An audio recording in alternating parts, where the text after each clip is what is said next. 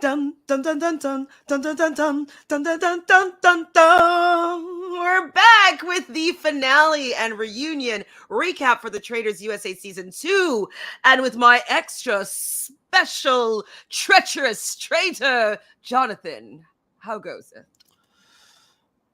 I'm very well, thank you. I'm very well. We finally come to the finale of this, and I was very eager to see what happened. I mean, overall thoughts. I'm happy, but at the same time, I could have been happier. Okay, yep, yep, Yeah, yep, yep. you know. I could So, have been happier too.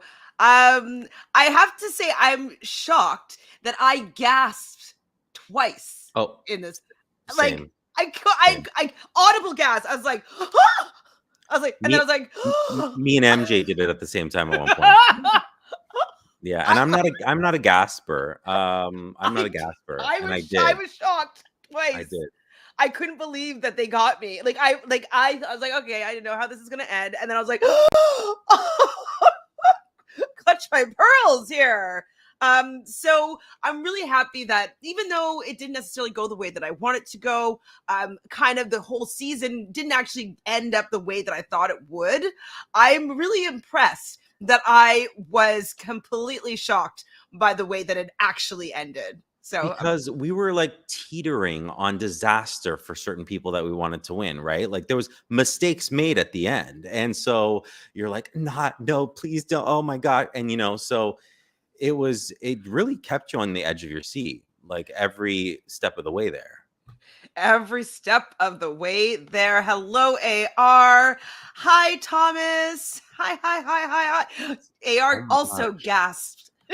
All our night owls with us here. I know. Yes. Hi, Taj, staying up late because we have to talk about this final. Yes, we do. This finale and reunion. Yes. How did you feel about this reunion? Just in Okay. general. So I notoriously hate watching reunions. It's a me thing. I don't like them. I'm bored by them. And this went by fairly quickly. Like I was like, I wanted to hear what they had to say. There was so much hype to it. And I really wanted to, I'm not a Andy fan, but yeah. I side with someone else who doesn't like him. But I think he's good for this in this position. But yeah, I really thought that they addressed everything. They kind of talked about what we wanted to know. They've been listening to online and seeing what the hot topics questions are, and we got, I think, a lot of them answered. So We actually did. I was like, oh, you're gonna ask that. Oh, you're gonna ask that one too. I was pretty happy with the fact that he went in unabashedly with the questions that I wanted answered. So we'll be getting to that reunion as well. So I'm very happy that I thought it was a successful reunion for sure. And honestly, with how they did the reunion, it made me really, really enjoy the season. I think if somebody hadn't seen the season and watches it on a binge, I think it's going to land really well. Because just seeing those clips and seeing like how they kind of played through the different storylines and the different groups that were working together and their paths, I thought it told a really good story, and it was fun to watch back and see what we experienced of these last 12 weeks. yeah, I've watched some of the other country traders in initially in like binging, and it's just overall a good show to watch binging as well. But I mean, the US has done a really good job this season, especially that, like, I mean, I think they did a really good job with casting and mixing and Mhm. mingling people. I mean, they even talked about that, like putting Sandra and Parv on the same, season, and like that was addressed and things like that. So So to start, it's called One Final Hurdle. And Alan did say in his voiceover that it's going to be up to $250,000. So I was like, oh, because we're all expecting them just to top it up to 250,000, regardless of what they make on the final mission. We thought they would just get the $250,000. But when he said up to, I was like, okay, maybe they're just going to actually give them what they earned. Did you notice that as well? yeah, and I think I have, like, I mean, not to skip ahead too much, but I mean, they got pretty close, like close, they got a good amount, right? Yeah. So Definitely, definitely. So Kate goes to the turret alone, and she does mention again that Phaedra didn't really have a plan on like with who to murder, like her game plan, why she brought Kate in, and she kind of felt as though she was left to clean up Phaedra's mess here. How do you feel about Kate's assessment of like her place and Phaedra's game up until that point? Yeah, I mean, here's the thing. Overall, and the ball was started by Dan, let's be real. The Traitors overall, as much as I loved watching some elements, I love Phaedra, things like that. They just did a very poor job. We've seen Traitors again in other countries and other seasons, and we watched a handful or two of these shows now. And this to me seems like one of the poorest overall Traitors showing, and it just felt like so empty when she was up there by herself. And I'm like, then there was only 4 because there wasn't even that many chances to recruit. But I don't know, it just felt very kind of lonely, and I just don't think Kate should have been recruited to begin with. And so for Phaedra, because I wanted Phaedra to do better, and with her just going up there by herself, I mean, it was pretty obvious, I think, the 2 that she was considering as to who to murder. Yeah, those Shereé and Trishelle. Do you think that was the best 2 for Kate to be murdering here? I personally think she should have murdered Trishelle. I mean, I know that they were kind of, Shereé said in a clip afterwards, like, I really think it's Kate. But at the same time, I think Trishelle was right there too. And I think Trishelle's connection with CT, you absolutely needed to split up. So I think it was a missed opportunity to split those 2 up, because even like together, how strong they were together, we see at the end, there was still distrust on some level. So imagine if you didn't have those 2 and it was a different 2, you could maybe work your magic and get in there somewhere, because she won over MJ. She had MJ. And if you got rid of Trishelle, I just think maybe you could have convinced CT, especially because like seemingly you sat down with CT and had a couple lines of dialogue with him and you convinced him it was Sandra. I mean, he had his suspicions before, but that's what we saw in the edited show.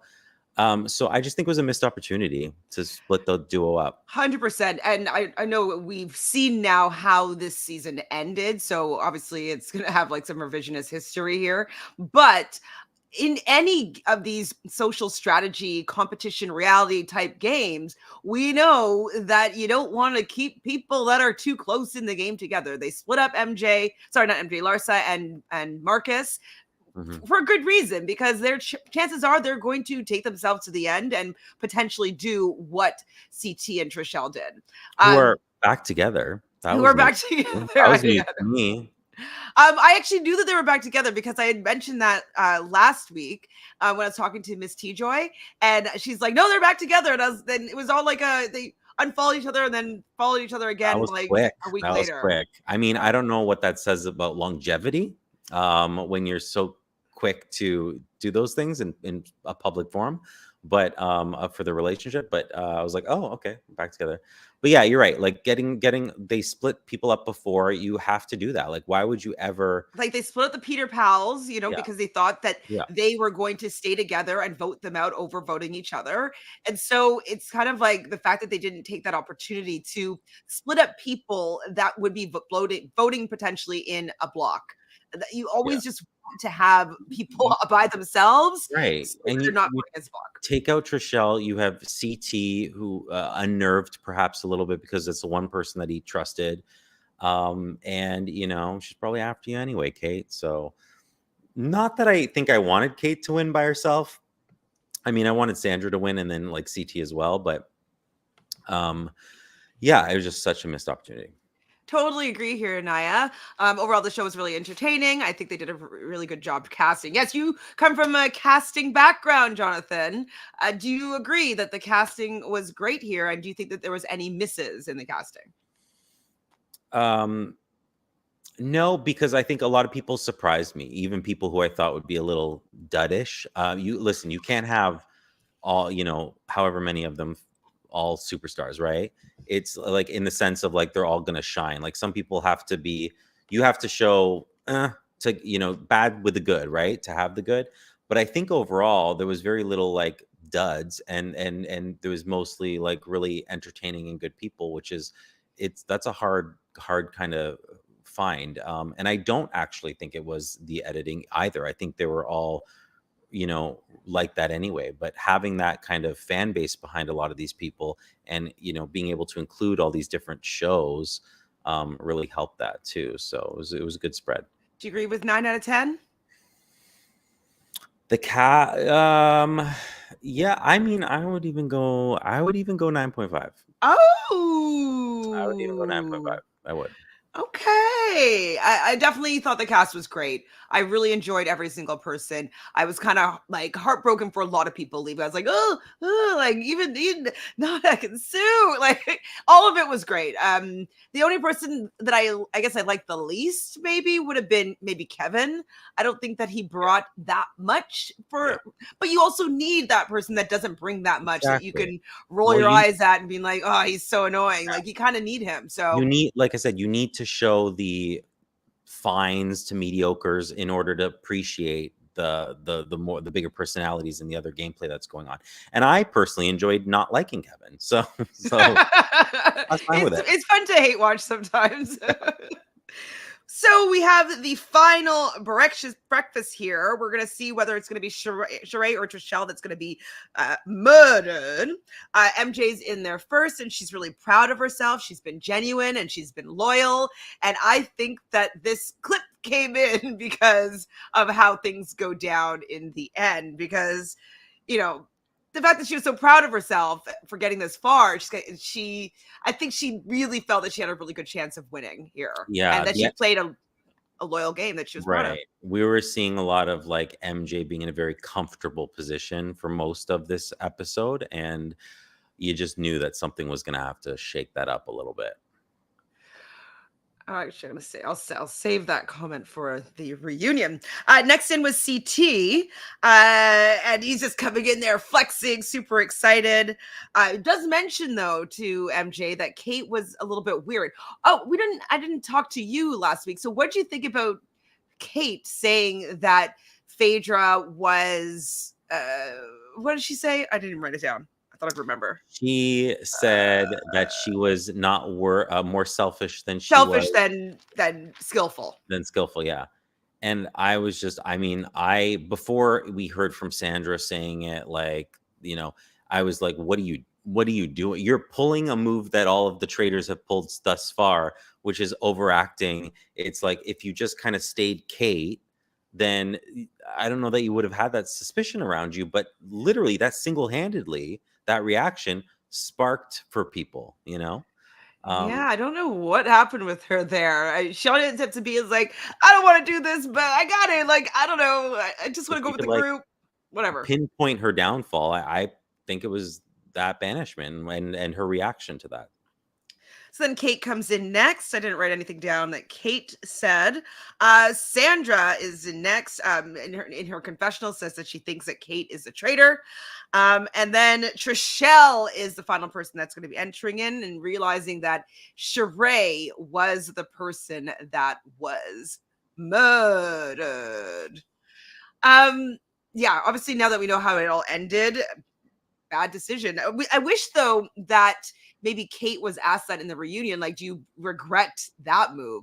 Because if Trishelle was the one that was murdered, I just think that she would have an easier time convincing Shereé and MJ to vote with her. Yeah, I mean, ultimately she might say, well, look, I got them to get rid of Sandra, which still may have happened. Obviously, probably a better chance of that happening without Trishelle coming up with like, we need to get Kate. But at the same time, without her there, I think like Shereé was a very quiet. I don't know how influential. I think one of the least people there, and so for me, I just feel like she would have had an easier time. So I wish they would have asked her that as well. Yeah. So that's one question. I mean, I only thought of it now. So, but yeah, I wish that they had asked that. Shereé also, though, thinks that Kate is a traitor. So maybe it was a good thing if Shereé is saying that in her confessional from that line that she said to Phaedra when she was sending her out the door. So they all say cheers to Shereé. And Alan comes in and saying, hip, hip, Shereé. How do you feel about that pun? I mean, I feel like they write it all before the season. They're like, exit a line when they're murdered.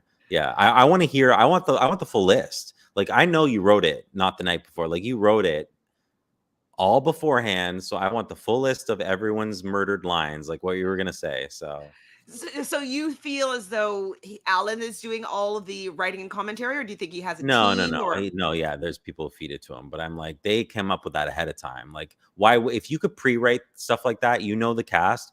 That's the first thing you do is pre-write all their murder lines, puns. Like, you're like, this is what we're gonna come up with. This is what we're gonna give them. How fun! Yeah, yeah. So I'm sure everyone has one. I mean, listen, I may be wrong, and he's like, no, I just started coming up with these myself. That's very possible, and they kept it in. But I'm just saying the likelihood is that it's all pre-established and they would have written them out beforehand. That's one of the things that you could do. So yeah, I definitely I'm impressed by him, and obviously John as well. Some people are not the biggest fans of John, but I love his over the topness. I'm here for John. Yeah, John is like a caricature of like a real person almost, and you're like, how are you real? Yeah. So it's just, yeah, it's like someone came out of a book or a movie and you like put them in the Traitors. Like, oh, you're a real person? You're not, this is not a television show? Well, it is a television show. Who talks like that? Yeah. It's so So there was going to be a final round table and then the fire tossing. I don't know if they have a better name for that. So they're getting a lift to the final mission.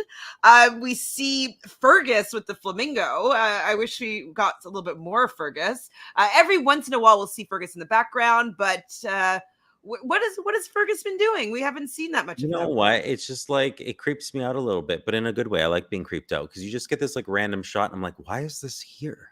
Like, what? Like why a flamingo? Like, are you reminding me of what? Like, what am I missing right now? Hi, Digital. Thanks for being here. Ooh, you're in France? Like, it's late, or I guess early over there. So thanks for being here. Maybe you're up for the day. 5 a.m. Woo. Watch us while you get ready. Yes, please. So CT and Sandra are going to banish. What am I writing here? CT and Sandra are going to banish. Oh, Kate. Yes. So they're deciding that they're talking together. They're like, you know what? Let's go for Kate. That was really weird what she said. And CT seemed pretty easily convinced to go for Kate. Trishelle, MJ, and Kate are talking, and they're deciding to go for Sandra. And then CT and Trishelle talk, and then they both decide to go for Kate. And they say we have a really good chance of winning this thing together. Did you think that it would be possible for them to win this thing together? Well, I was worried that the three of them, Sandra, CT, and Trishelle, even though, I'm not the biggest fan of Trishelle, but I was worried that the three of them that wasn't going to happen because of the edit. I'm like, okay, if they're just telling us this right from the get, that something is going to happen. So I was like, okay, we need some opposition to this, like a plan B that they really push. And then if that happens, then the first plan can really come through. So it really got me concerned with how like smooth it seemed like they were all on board with it. Oh, it is 6 a.m. I forgot we're still on daylight savings, but we go spring forward on the weekend, so it will be 5 hours shortly. Yes, I definitely would be getting up to see the final because I don't want to be spoiled by it. It came on at like 8:35 or something like that. And I see Twitter going off already, like, oh, it's up. And I was like, okay, put my phone down. I want to watch and be surprised. I couldn't start watching till 9. And I was like, so I get you, Digital. Yeah. We're just like you. Hi, Kay. Hi, Diva. So Diva says, hey, everyone. Looks like I didn't miss anything on this finale episode. I think I gasped twice. So I think that it was a surprising episode. It wasn't who I thought was going to win, or the combination of people anyways. Yeah, I definitely think I had a full feeling like I mean, I went back and watched her prediction video as we're watching some of this, like nearing like the finale or the reunion part, and I'm like, let me just see if I can fast forward and find it real quick. And I would like felt confidently then that CT would like make it to the end and need a really good chance at winning. And I was like, I've always felt that. It just felt like a CT win. Mm. So I was just wondering, A, is that going to happen? But B, who's going with him? And I thought, oh, it could be anybody at this point because they're all so kind of, even though they're like, yeah, no, I trust this person, they're all kind of a little wishy-washy at some point. So minus, MJ really kind of stuck to what she had thought. And then, well, I mean, even though I guess she was, because she changed a vote at one point. So yeah, it was all Did up in the air. did you watch any of the other predictions that we have for like these final, I guess, 5 at this point? No, I didn't know That's because I fine. was doing this as I was doing that, but I was just like, I was trying to see who I could find, and the only person I could find was CT. I mean, I saw Phaedra's as well, but I don't think we thought Phaedra No, would be Phaedra, we thought she's gonna be out first. Yeah, we thought So Phaedra was going to be early on, but the cards that we pulled for like CT was like a swan, which were like, and then we came up with like a good metaphor for whatever. But was then, it a swan like coming together with somebody else and like winning like 2 lovebirds? yeah, and then like, and then Phaedra, we kind of said like some interesting points too, as how she was. I forget what she was, but she was like she was going to be kind of what her position Was it a was. chameleon? I can't But it was remember. no, it wasn't a chameleon, but it was like by herself as well, like a lead, something about a leader, but like on her own or by herself or separately or Mm, something like that. And I okay. was like, oh, like a leader, like a traitor, almost like it just felt separate and like because Well, and she traitors was the murder. leader of like of the faith of her the Bravo group, and as she was a traitor, but she wasn't really leading in the with the traitors, but she was leading with the No, Bravo yeah, yeah. I people. mean, I just being part of a traitor kind of like leads the whole group almost, but not Hmm. a leader of a group, but just kind of off on her own. And then I was just thinking about when they were all banished and it was just her.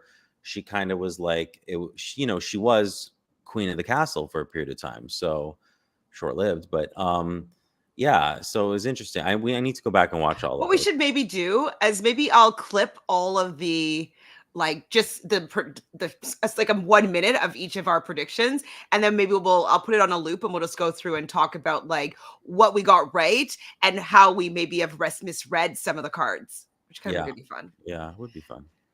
Could be fun. Okay, so the helicopter shows up and takes them all to a location.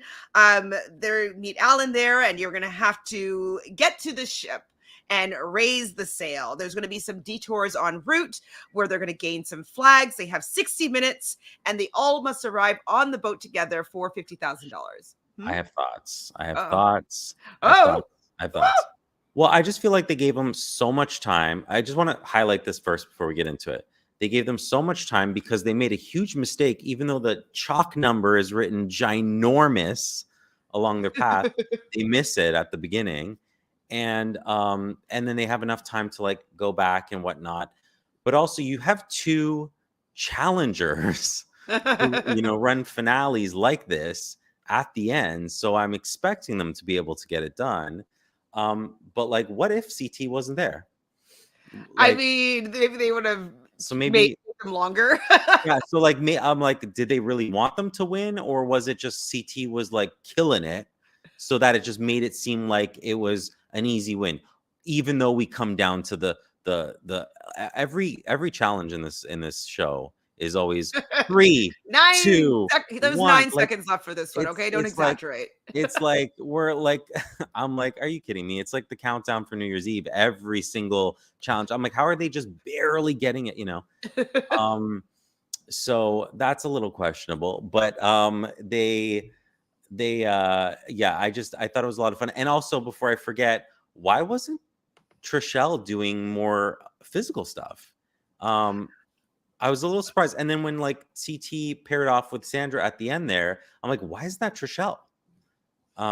Because Trishelle also went with her, and then they saw the sign saying like you only can proceed with everyone here, and yet like so her and Sandra had the equal amount of time of rest. So I just thought Trishelle would be more equipped, more fit. Yeah, maybe she I just wouldn't was say it's like, weird. "Hey, I'll walk with so and so just in case they need help getting maybe just to be a partner with somebody that wanted just to go straight to the checkpoint." Um, and But they were at that point, they were like waiting on a rock for CT and Sandra to go into a cave, grab what oh, they the need to cave part at grab. the end. Yeah, like Yeah, why I'm not wasn't that sure. Trishelle? And then they just got into a boat. They're just like, Maybe she's yeah, not a good okay, fine. swimmer. I don't know. Maybe, maybe. I was just expecting her to do Or a like lot you more. don't need everybody to go into the cave. Yeah, but if someone's like holding you back and they're slow, then that just eats into your time. But also, she just like barely did anything. She just did a lot of walking. Or maybe actually, this is a good point. Hi, Thomas. So Thomas is saying that Sandra did make a great move by talking to Trishelle on the way to the ship. So maybe that Trishelle was also thinking as an opportunity beforehand to like isolate Sandra to be able to get on the same page about the next banishment. So Oh maybe yeah, that was why anybody decided to stay back, is just to have an opportunity to have a conversation. at that point, yeah. But on the rocks going into the cave, I didn't understand. So, but yeah, I definitely see that happening. Um, Mary says, I wish only one faithful would win. They need to tweak it or something. I guess we'll talk about it a little bit more. Do you think that they need to tweak the format? No, I mean, they did tweak the format from season 1 to 2 a little bit, but with some challenges with the going into the armory, stuff like that. But no, as far as that, you need that like that choice. You need Yeah, like that. you need to not be 100% sure in Yeah. the end if the other person is a traitor or not. And you just need the ability to be like, oh, I'm not just playing for myself because I can win as a group. And the betrayal of someone who maybe doesn't want to win as a group. So the It has to go to the final too, I feel. I agree. you just need to have multiple people. I couldn't see like one person. I mean, one person can win as a traitor, but like as a faithful, it's like no, the whole thing's supposed to be a group thing, and I just don't see the need to. I mean, because have just one, because you're kind of like the whole premise of it is to banish the traitors and win as a group of faithfuls. It's like the traitors are the outliers. And so we're not like, although we're from the perspective of them, and I think it's traitor sided as far as like the dynamics of the game usually. I think the whole idea is that, the premise of it on paper is like Multiple faithfuls, multiple singular faithfuls traitor. winning together. Exactly. Yeah. So at the first detour, they're supposed to be pulling some ropes attached to cages to find one of the cage with the flag. CT obviously does the most pulling and does get the flag. The second detour, Trishelle and Sandra decide to go straight to the ship. So they do have that conversation that we spoke about. They're having a really difficult time finding the flags. Eventually, CT does find a flag. He finds it, well, actually a canister, but they needed the code. And this is where you're pointing out that they missed the code. We obviously saw it because we're watching it on our couch. Okay, I get it. But I was That was shocked that CT and that Trishelle was, that was didn't big. That was didn't big. notice it. It Yeah. was I mean, like waist level, like big letters. white against gray, like of the rock or whatever. And yeah, it's like no one's like, hey, there's 4 digits written on there. Like maybe we should think of it or whatnot. I mean, maybe like thank God for Kate, because Kate, you know, paid attention to the map and figured out that it was back at the start afterwards. But I was just I mean, they all worked it out, I guess, together. So Barry here says that the tweak, it's if it's a final two to do the Sarah Bananas share or take. They do this if there's 3 traitors that are left in the game. They will do this, basically prisoner's dilemma. And if when it was 3, if 2 people, wait, how was it? 2 and one had to, like, if one person said share, and the other 2 people that said steal, the 2 people that stole it would get it. If one person said steal, 2 said share, the one person that stole would get it. And then and if all of them said steal, then nobody would get it. So I think it's to avoid nobody winning the prize, because if they both steal, then they would both lose, right? There was a season where Yeah. no one won. Yeah. It was And it was actually and it was good because the season was kind of crap. And then the finale, it's like if you're watching the season, that's what you want to happen at the finale. You want this one person, not to spoil it for anyone, I would just say this. You want this one person to like get their comeuppance. get the other ones, you know what I mean? And that's what happens. So yeah, I don't know if it would work. I just don't think in the US that they'd want nobody to win the money. Um, Especially if it was like an all newbie season. Yeah, they wouldn't. I just They don't wouldn't. think that they want that. But I hear your point, making like a final dilemma. Like, are you going to be traitorous? Are you going to be faithful at the end?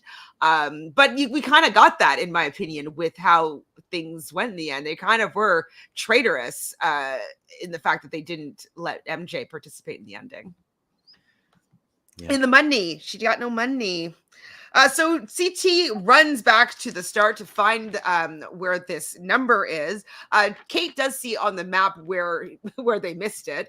It's interesting that they also didn't see it. They had a map this whole time, and it has the Well, lock on MJ it. had the map. Yeah, Oh, it's MJ, MJ. not Kate? Sorry. And no, Kate did see it, but she asked for the map from Oh, MJ. MJ was holding the map the whole time, oh. essentially. And so MJ wasn't looking at the map. Because like, and that's when CT was like, well, you do this, I'm gonna go look. And then so MJ was trying to figure out the lock combination. He was looking in case it was there, and then Kate asked for the map and then was like, it's back at the beginning. And then they're like, CT, you go run. Digital says, yeah, they were saving this for a season where this twist was going to save a cringy season. Yeah, absolutely. The twist with the prisoner's dilemma, they're saving it for when the season sucks. So the season was pretty good, so they didn't need to do that.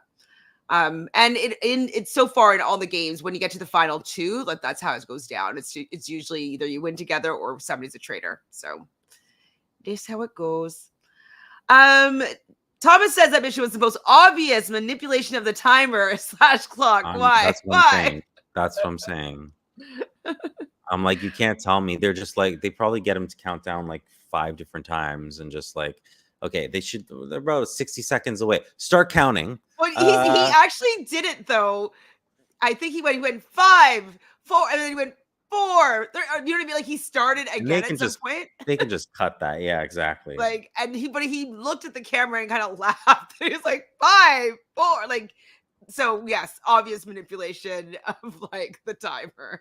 I just think they like clearly wanted them to like win that money at the end. Yeah, I mean, even though they all have a lot of money, enough money, except for Trishelle, actually, she probably needs the money the most, likely, and like Burgalicious, but he wasn't there. So there's 18 minutes left on the timer when CT finally sees the code, and then they have to go abseiling. I've never heard of this term before. I was like, isn't that just repelling? But apparently abseiling is used in other parts of the world. So have you heard of abseiling before? No, I haven't. No. I've heard of repelling. Have you ever repelled? I have repelled. I like repelling. It's kind of fun. Yeah, me too. I've done it. When I was in Puerto Vallarta a few years ago, I went on an excursion that was like a really, really good excursion. So with the airline, I'm able to go and do free excursions that we offer. And so I was like, let me do them all. So I did this one adventure one where we start off on a speedboat and we take a speedboat to the base of like a mountain. And then we got into these big Jeeps, and there's just all of us on the Jeep, and like we're going up this mountain. And then we get off the Jeep and we get on these horses, or donkeys actually, and we like take these donkeys all the way up this mountain. And then when we get to the top, we started zip lining and rappelling and going down the mountain. So you'd zip line standing up, or like upright, and zip line like facing forward. Like we just did like every single version of a zip line you've ever tried, and then rappelling through like waterfalls, and then taking a water slide where it's like literally just straight down. Yeah, it was a pretty good time.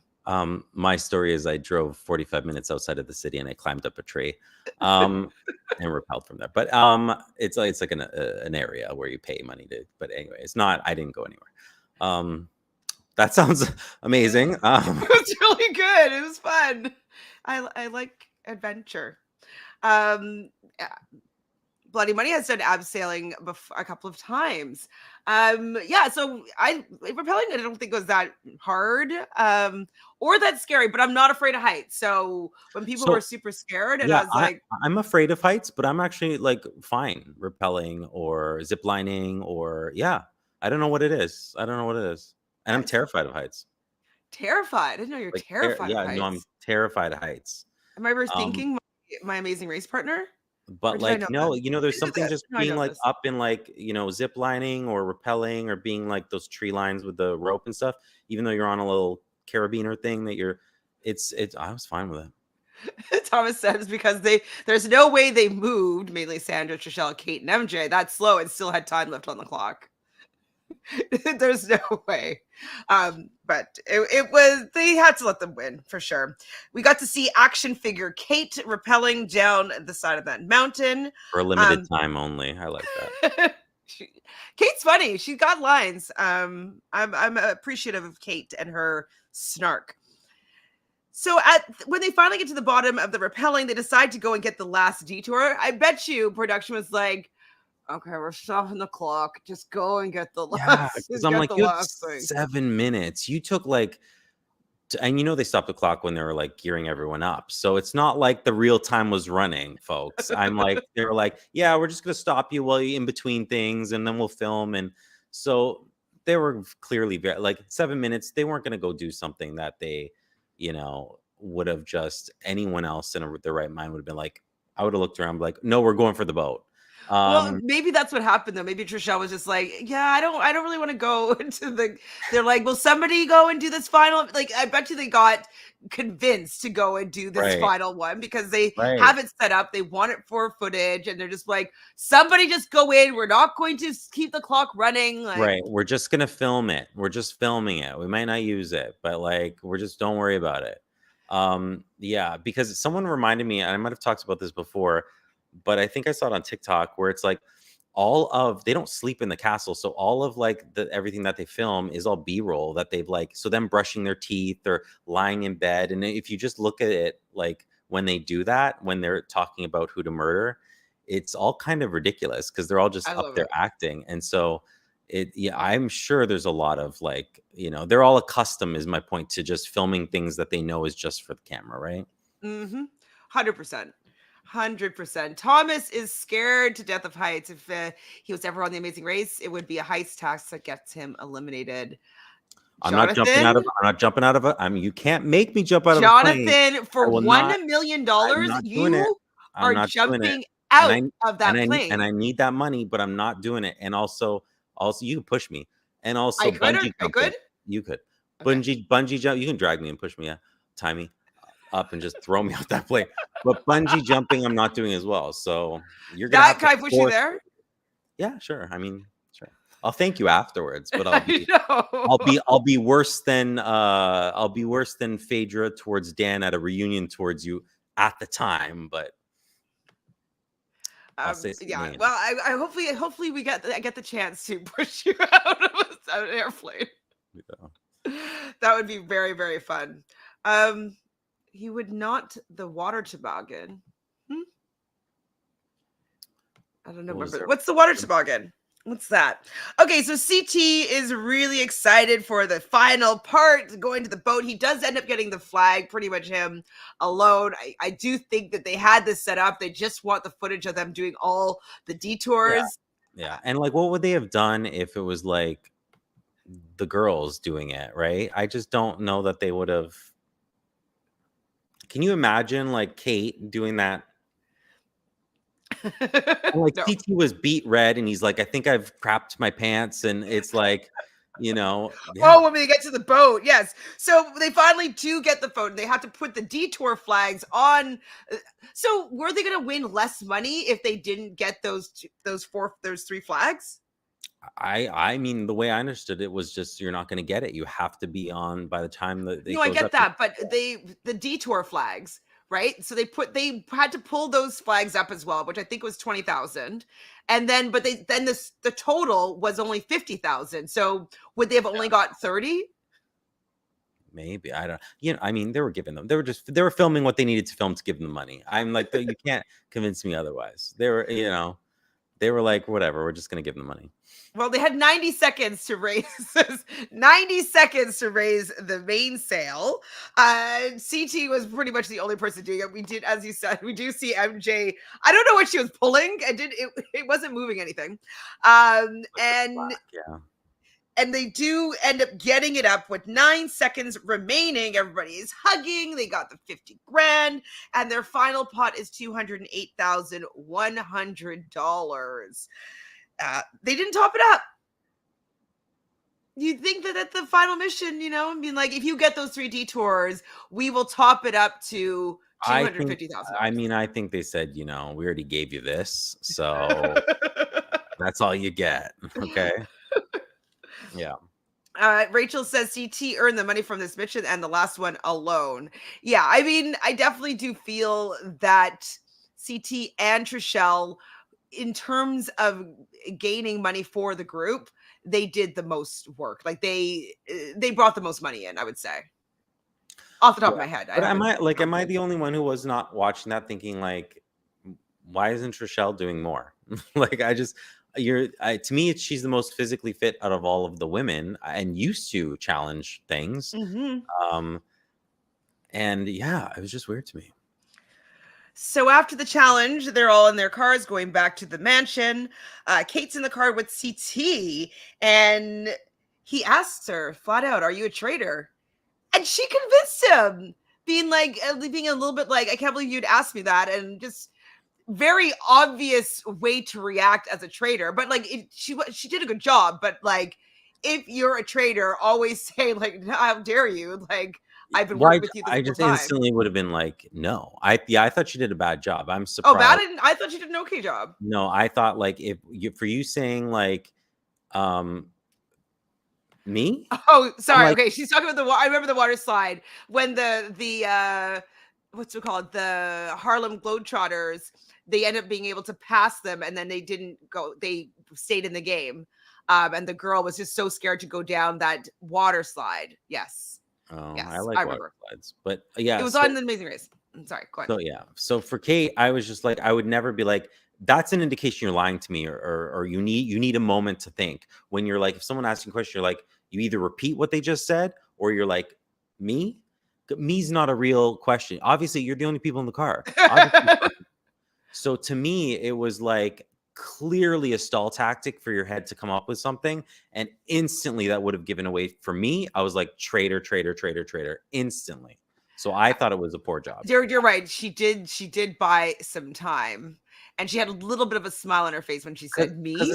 It's the same thing as being like, wait, you think I'm a traitor? Like, that's just buying any time. Like, yeah, I do. That's like 101 if you're trying to like buy some time, is you repeat the question or you like get clarification. That's like 101 buying time to come up with a dishonest answer. I mean, you are a traitor hunter for sure. Or an excellent traitor, or both. So CT is pretty convinced, though, with Kate's response. Yeah. Back at the castle, we see everybody eating. Sandra, Trishelle, and CT are talking, and they tell MJ and Kate that they're voting for her. Wait, sorry. Sandra, Trishelle, and CT tells her MJ and Kate are voting for her. Oh, right, voting for Sandra. Do you think that was a good idea? For which part? That they're told them that they're voting for Sandra. Yeah. So CT and Trishelle are essentially, there's a lot of back and forth, everyone telling what everyone's, whatever. And yeah, I mean, like Trishelle was like, this is what's happening. Like, they're coming for you. So we need to do this, because if we're not, it's also jeopardizing Trishelle, right? So she needs to make sure they're all on board. It's from Trishelle's perspective. She's like, we're getting out a traitor who I think is the most likely traitor. And it's there's one left, clearly. And this isn't, not to skip ahead too much, but another example of Kate doing a bad job was when she threw the green, are you afraid of the dark, into the fire. Canadians will only get I was gonna be like, is that a Canadian reference? Canadian reference, submitted for the approval of the Midnight Society. I call this tale a bad traitor lie, because MJ's like, someone killed, of course there's a traitor left. Someone killed Shereé. Like, yeah. And she's like, no, there's no traitors left. But anyway, so it's like, yeah, I think it's a good tactic from like CT and Trishelle to get Sandra on board and all of that. There was some mistakes, obviously, when other people were talking to other people. Um, So yeah, Kate and Sandra are talking, and Kate brings up that CT brought her name up, even though I believe it was actually Kate that brought up Sandra to CT in the car. Um, And then Kate tells CT that Sandra now, because Sandra's pissed that CT said that she was voting for her. So now she wants to vote for CT. So Kate tells CT this. yeah. And That's Sandra's mistake. I need to say right there. And as Survivor, you should know better than that. If someone's coming to you, you need to just be like, oh, really? And then go back and rat them out. Be like, she said this without you saying anything, so they can't say that you said anything. It's to me, it was like, I'm like, Sandra, you're better than this. This is Survivor play right now. Like, you can do this. And I'm like, why are you giving Kate something right now?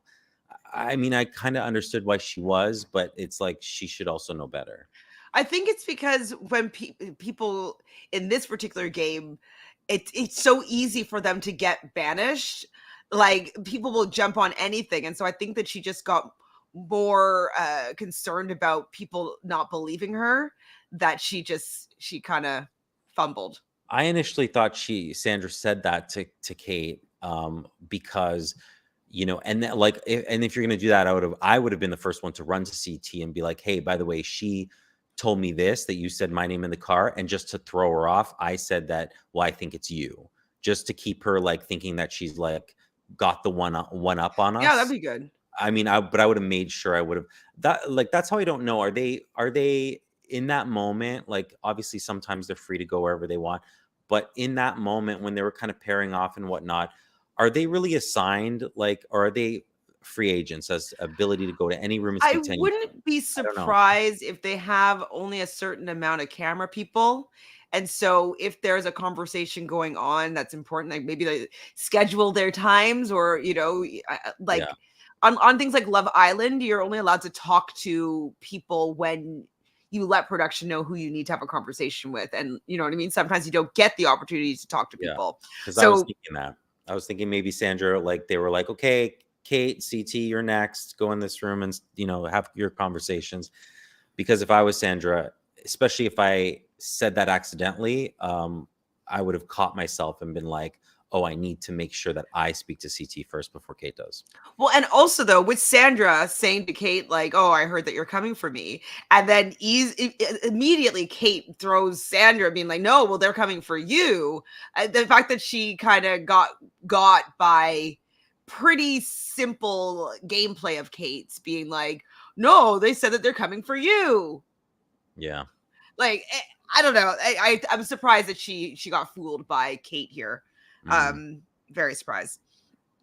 So we get to the banishment, and Kate is like, every time she feels guilty, she thinks about her son.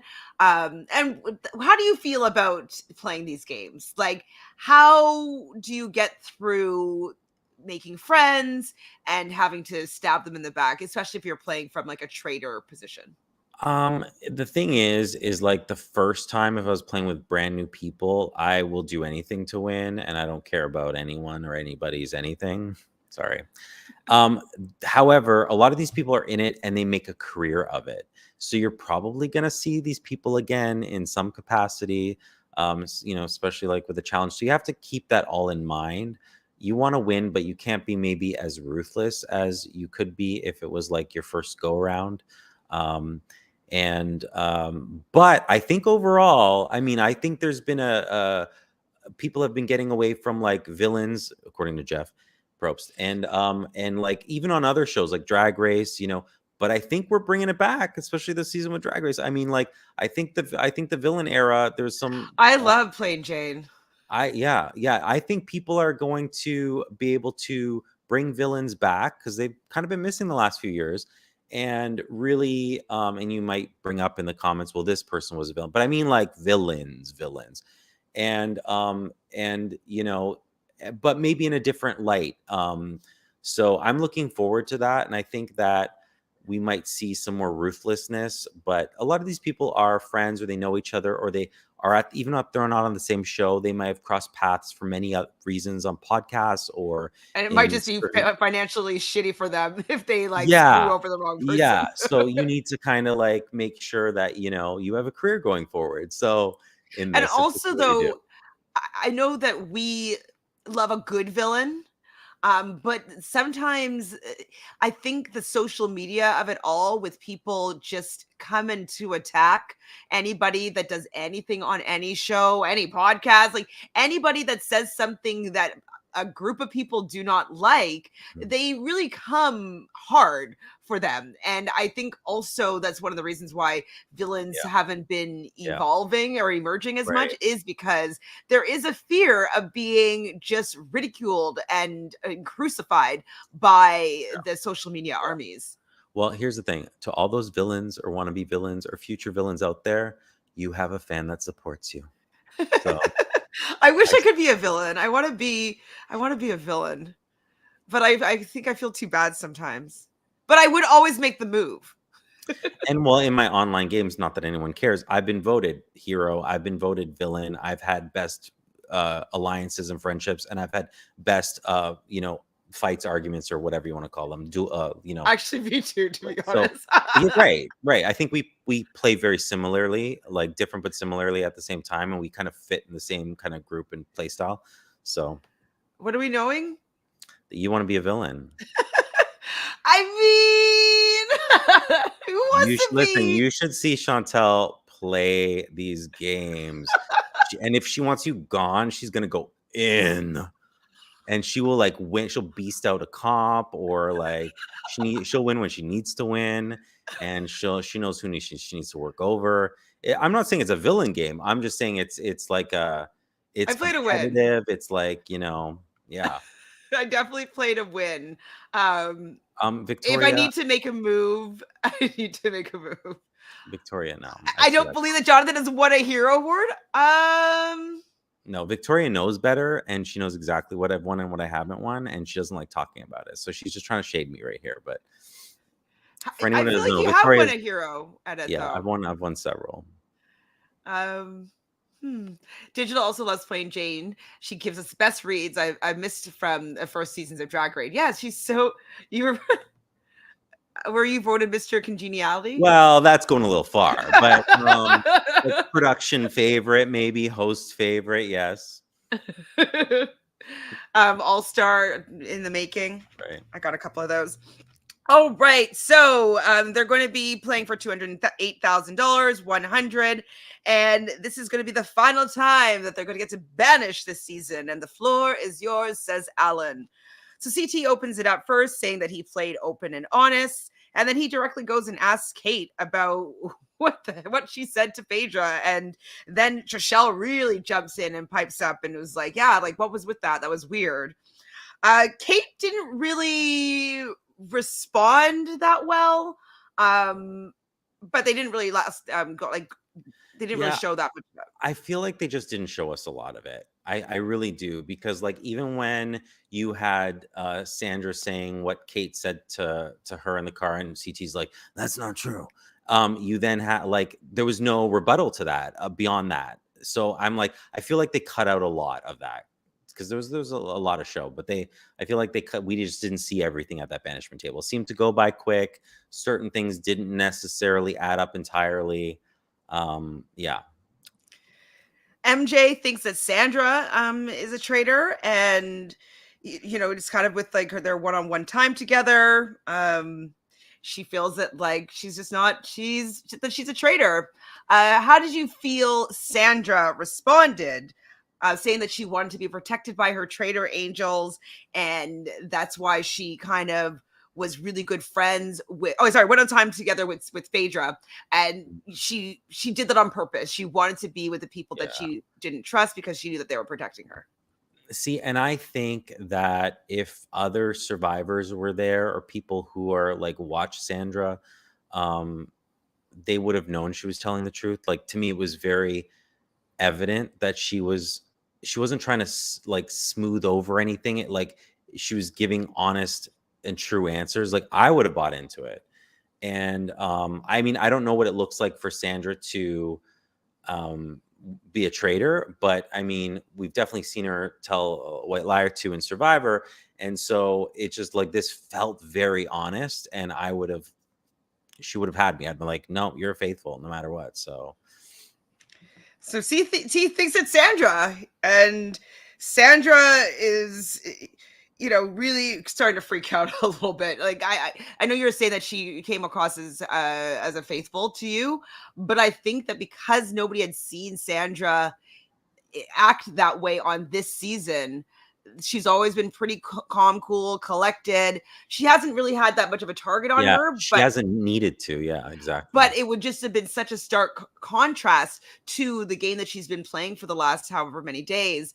I can understand why people being like, whoa, like, are you just scared of being banished here? Like, which she is, but like, it could be misread as banishment. At the end of the day, when you're saying it's Sandra or Kate, because that was it that was on the table, MJ was never swaying from that. It was really up to CT. And I mean, Trishelle even thought that Sandra was a faithful and was still voting for her. So I mean, it's really just lies in CT's hands at this round table. And that's what it comes down to. I don't think you were ever going to convince, even though again Trishelle voted for Sandra, I don't think you're ever going to convince Trishelle that it was Sandra. Truly, honestly, I feel like she voted and believed it wasn't. And I think she said as much. She didn't want to be the odd man out kind of a thing. And I don't think you were ever going to convince MJ that it was Kate over Sandra. So not that time. Not exactly in this round table. So it really just came down to CT, and I would have liked to have explored maybe in the reunion like a little bit more of what really convinced him, because seemingly it was just like a line or two. But yeah, they did the edit and the edit you kind of knew when they cut before Trishelle's vote that I was like, oh, Sandra's gone. Yeah, well, I had a feeling that Sandra was gone. I might have sent you the clip where she says on, I think it was Dan's podcast, Yeah, she made that mistakes. she had made mistakes, but she was saying it in a way that like someone, not from someone that won the game. How she was saying like, oh, I made some mistakes in this game. It wasn't. It was from a loser's perspective. It seemed. You know what I mean? Yeah. Like And you wouldn't be saying all your mistakes in the way she did if you won. Right. And the thing is, I think maybe not everyone, but a lot of people did speak about, especially in the reunion as well, is that they were kind of happy with everyone. Of course they wanted to win, but if they didn't, they were happy with like everyone else winning there. So I do think that comes into play with certain people's decisions at some point, because if you really don't want someone to win, you can fight for it. Like if you're like, this person, I don't want to win under any circumstances. It could change your mind by doing certain things. So I don't know. I was really disappointed in CT's decision here, because although I think I agree with you going into it, I was like, Sandra's gone at some point. I felt it, but yeah. Do you think Sandra's the type So of Victoria player? wants to know if we think that Sandra's the type of player to vote out just in case, even if you don't think she's a traitor. For certain people, sure. I think she has the ability, they mentioned like she's won Survivor twice and things like that. I'd be more suspicious of the people who are telling me that she's won Survivor twice. But I feel like I could read Sandra well enough. But yeah, I mean, it's someone that you might not. I wouldn't go into the Traitors being like, you know what, if we get to the end, there's just uncertainty there.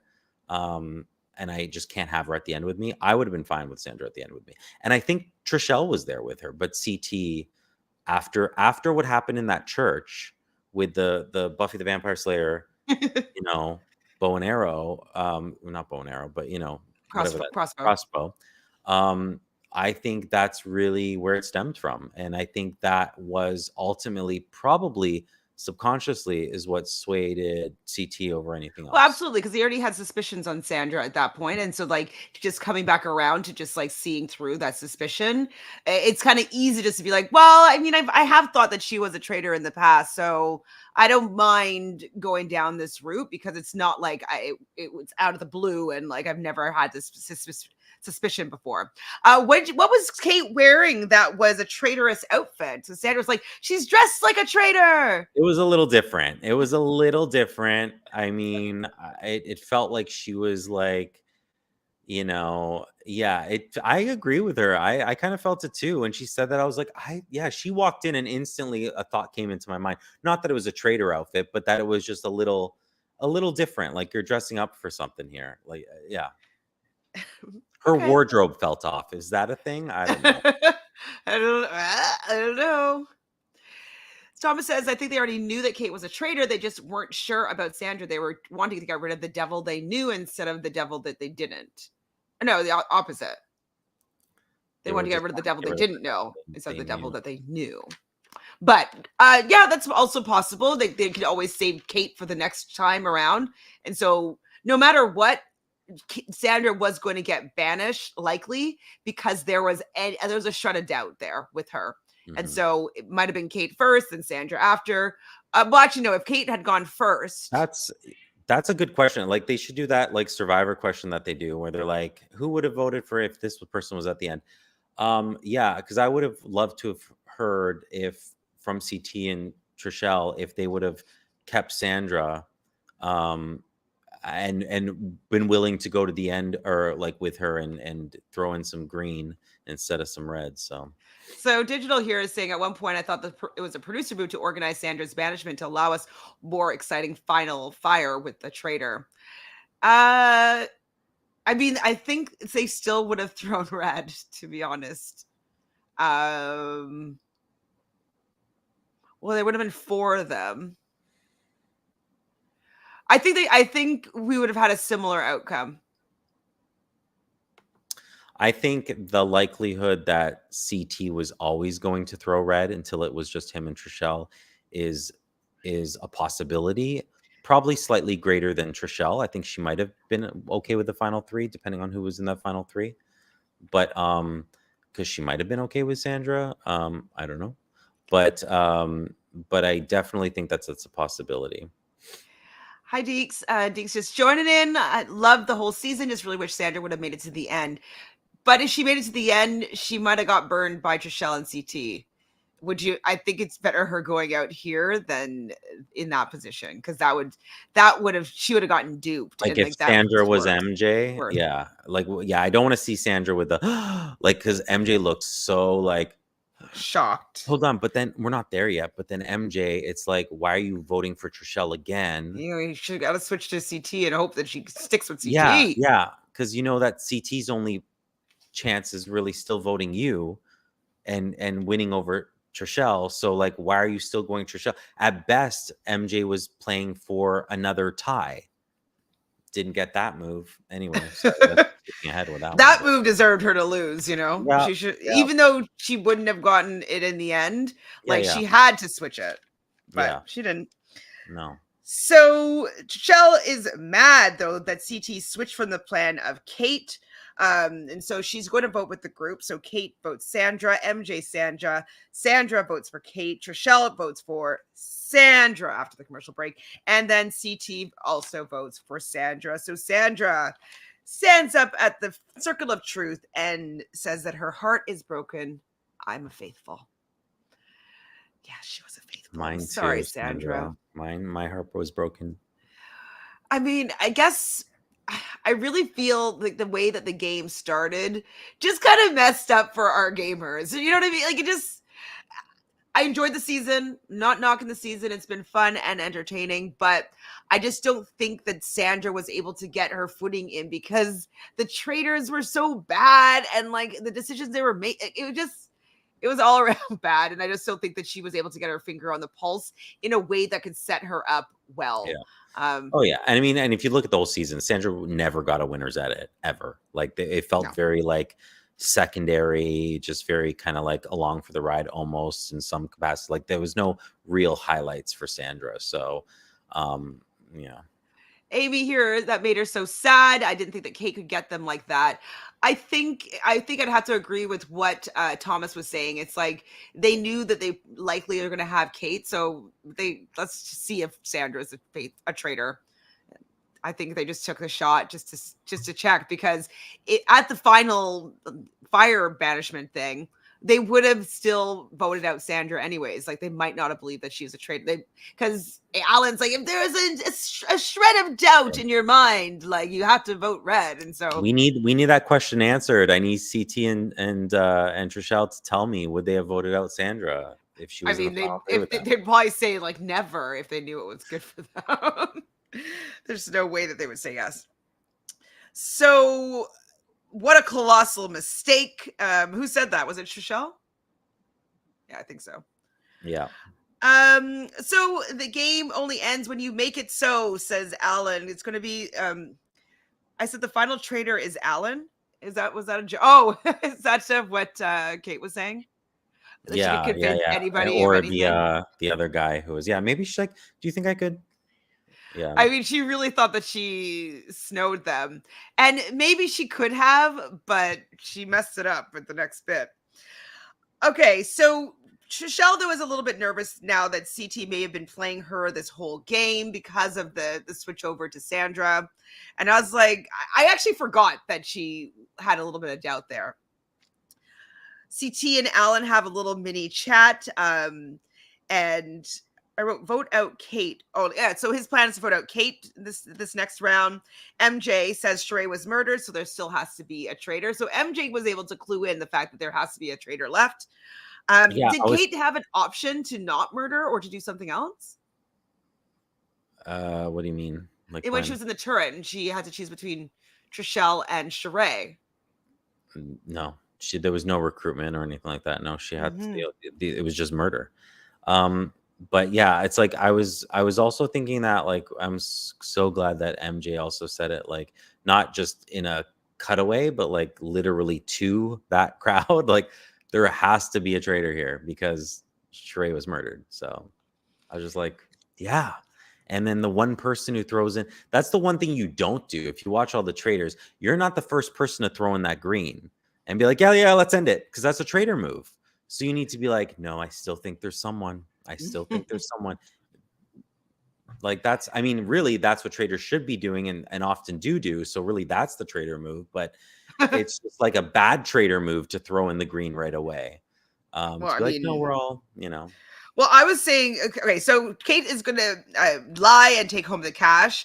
Trishelle is planning on banishing Kate.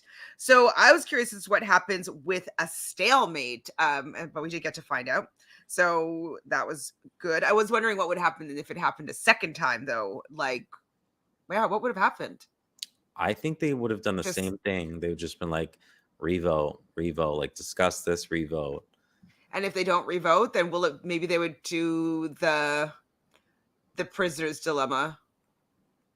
No, because if they all reveal, they'd probably all reveal to see whether, and they'll learn that they're all faithfuls. But because they didn't, it was a stalemate. Maybe they'd make them do like the share, steal thing. Maybe, yeah. So you're going to choose to banish or end the game. So Kate, this is where she made the error. Like we just talked about it a little bit, but I was like, well, 100%, she has to throw in red. Like, no matter what, they have to get out one more person. And you have to, Kate has to banish 2 more times. I wrote down, Kate must banish twice. Like, she has to. If she wants to win the game, she has to make them do it again. Yeah.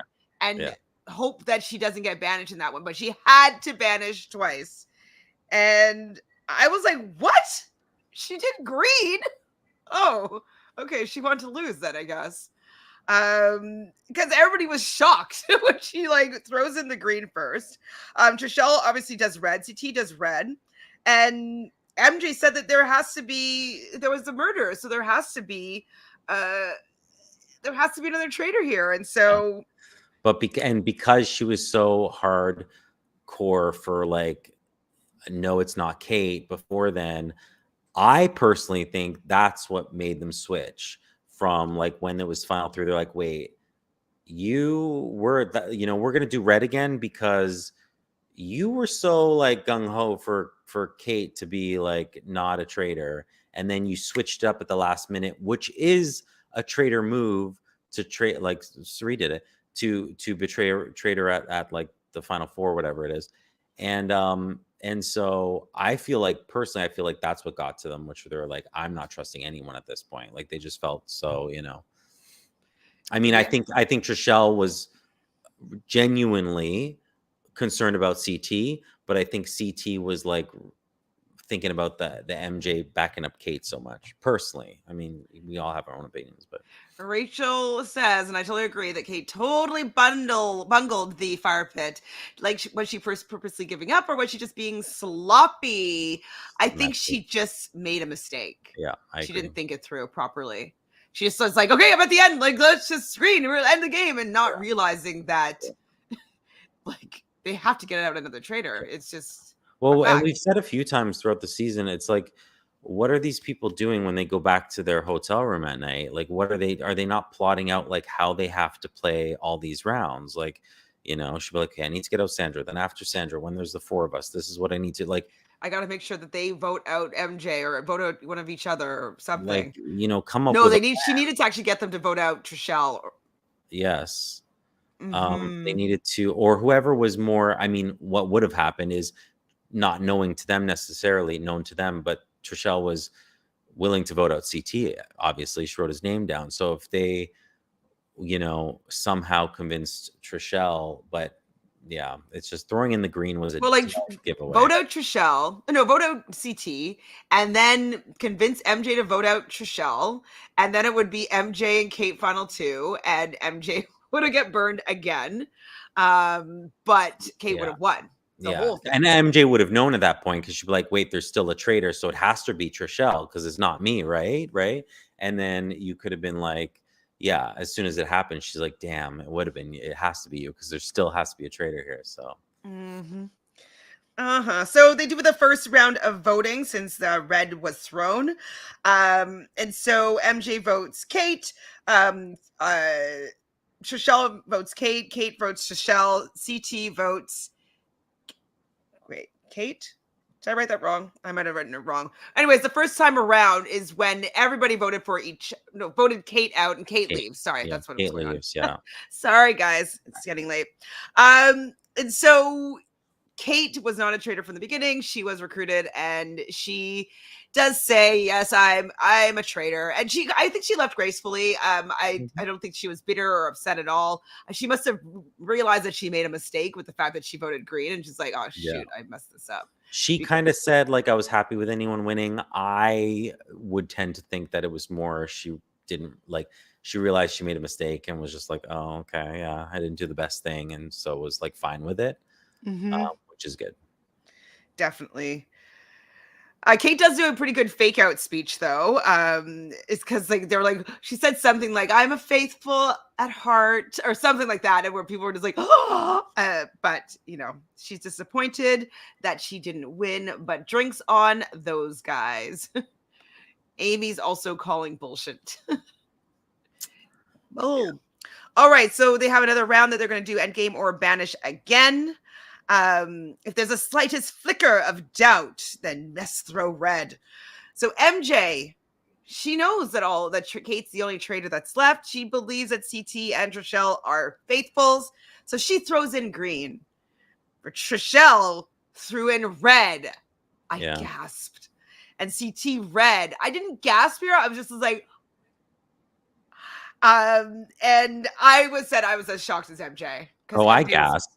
I was like, I gasped on Trishelle. Yeah, on Trishelle, I gasped. I thought, I was like, oh, maybe there's a chance that they'll all win together. I mean, I knew that there was a chance in my head that we just weren't seeing that, like, Trishelle and CT were just always going to go with each other and not trust anyone else. I knew that there was a chance that because she was like so solid in backing up Kate, like I said, that would turn them perhaps once they found out that Kate was indeed a traitor. So who knows, you know, I'm sure there's lots of things that came into play with that decision, but yeah, you know. So MJ says that she believes that they are both faithfuls, but she decides to vote for Trishelle in this next round.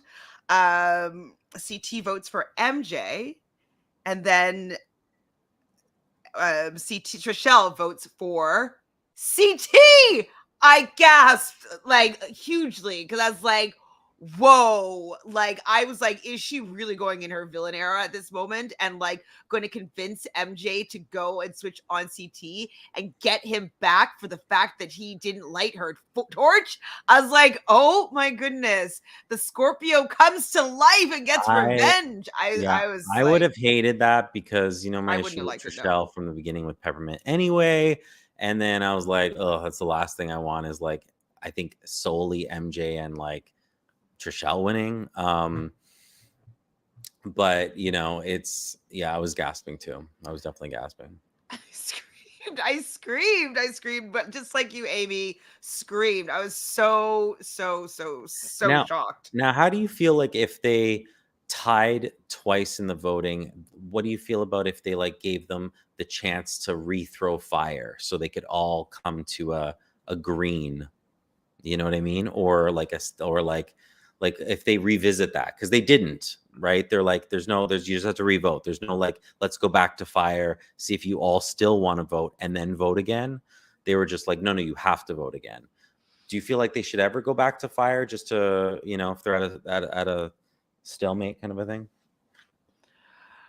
I guess then they could do that, but I feel like there should be a punishment for not coming to an agreement, like for not coming to a banishment, right? It's kind of like an easy way out.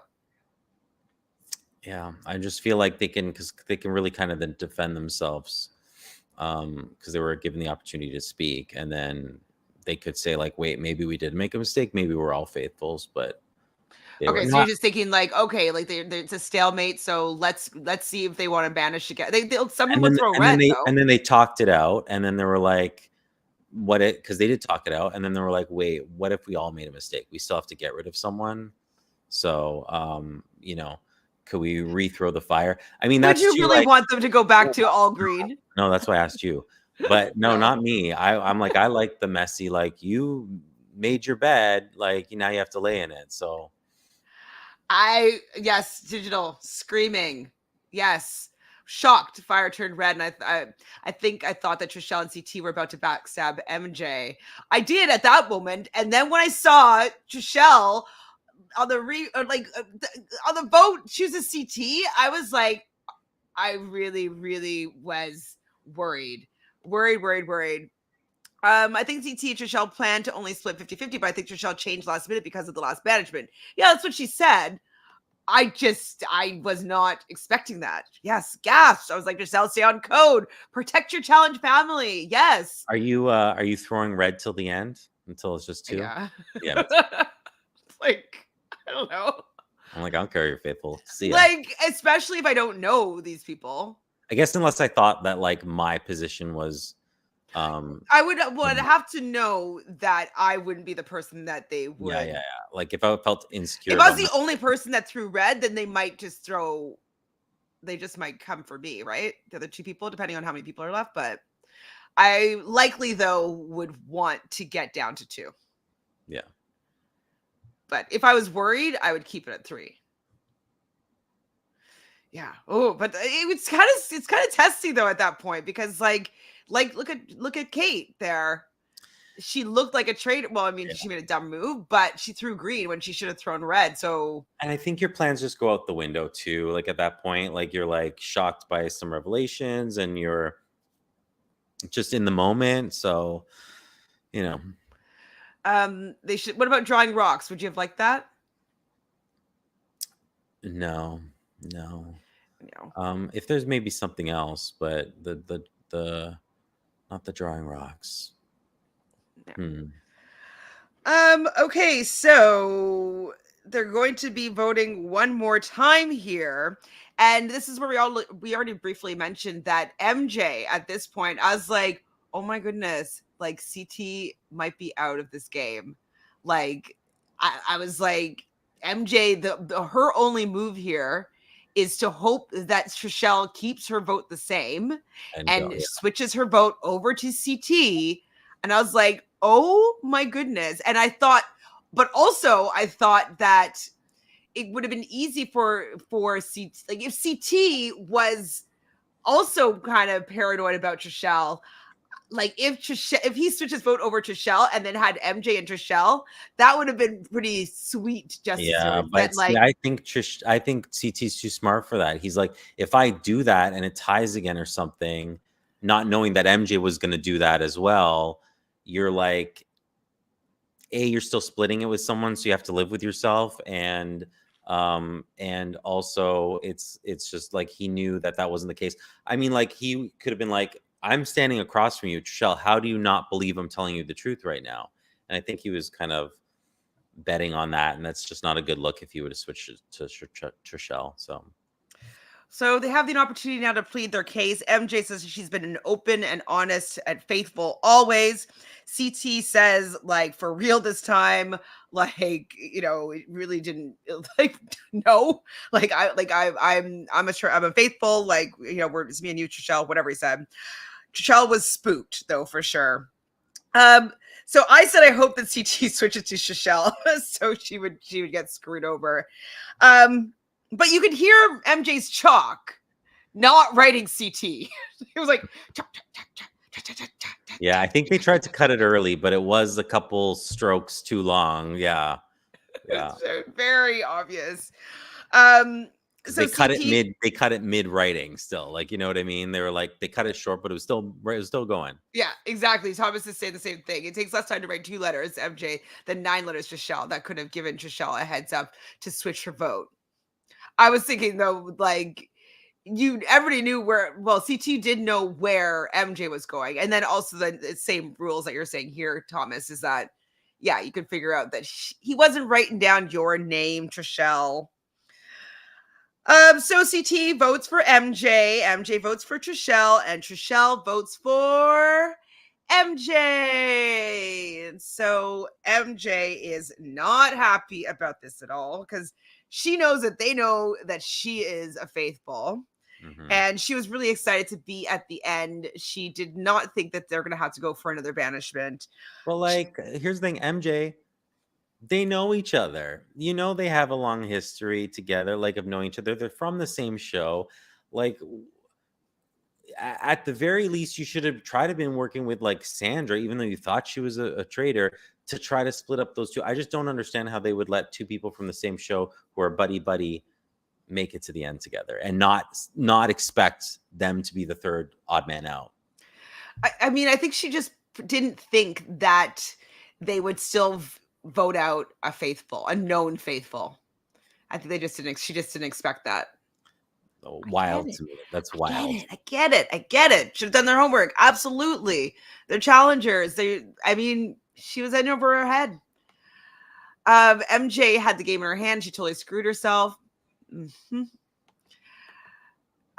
Amy did not want Trishelle to get shoot. I thought she had great reads and played a great game. Minus peppermint.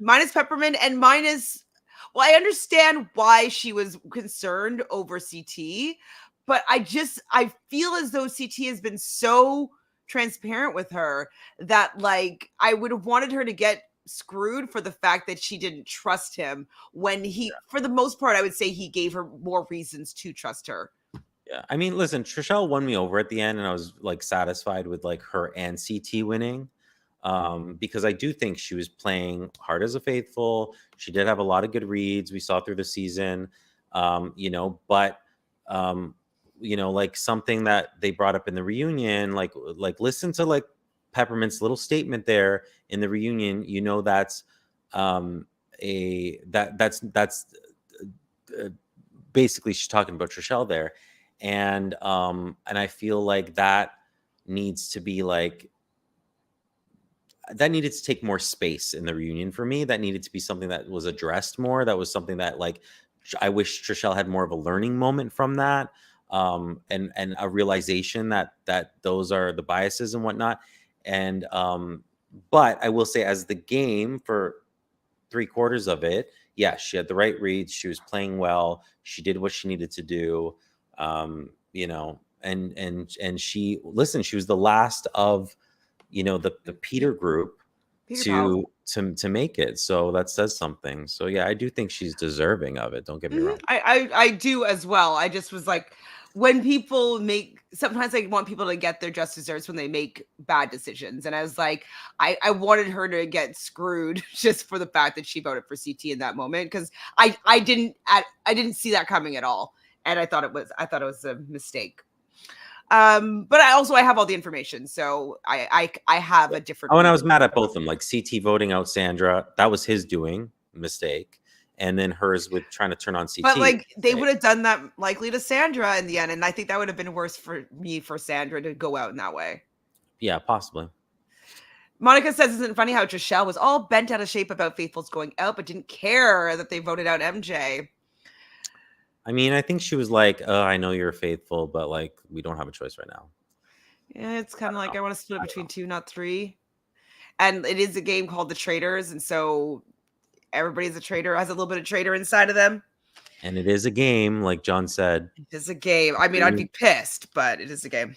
I mean, I would hopefully not have put myself in the position where I would be voted out by the other two people, right? I never would have gone to the end with CT and Trishelle. I mean, that's asking for it. That's, yeah. I mean, do you know what though? It's at least this is going to up the the game playing level of the next season, because people are not going to let so many of these little mistakes happen. So the gameplay is going to get better, which is good.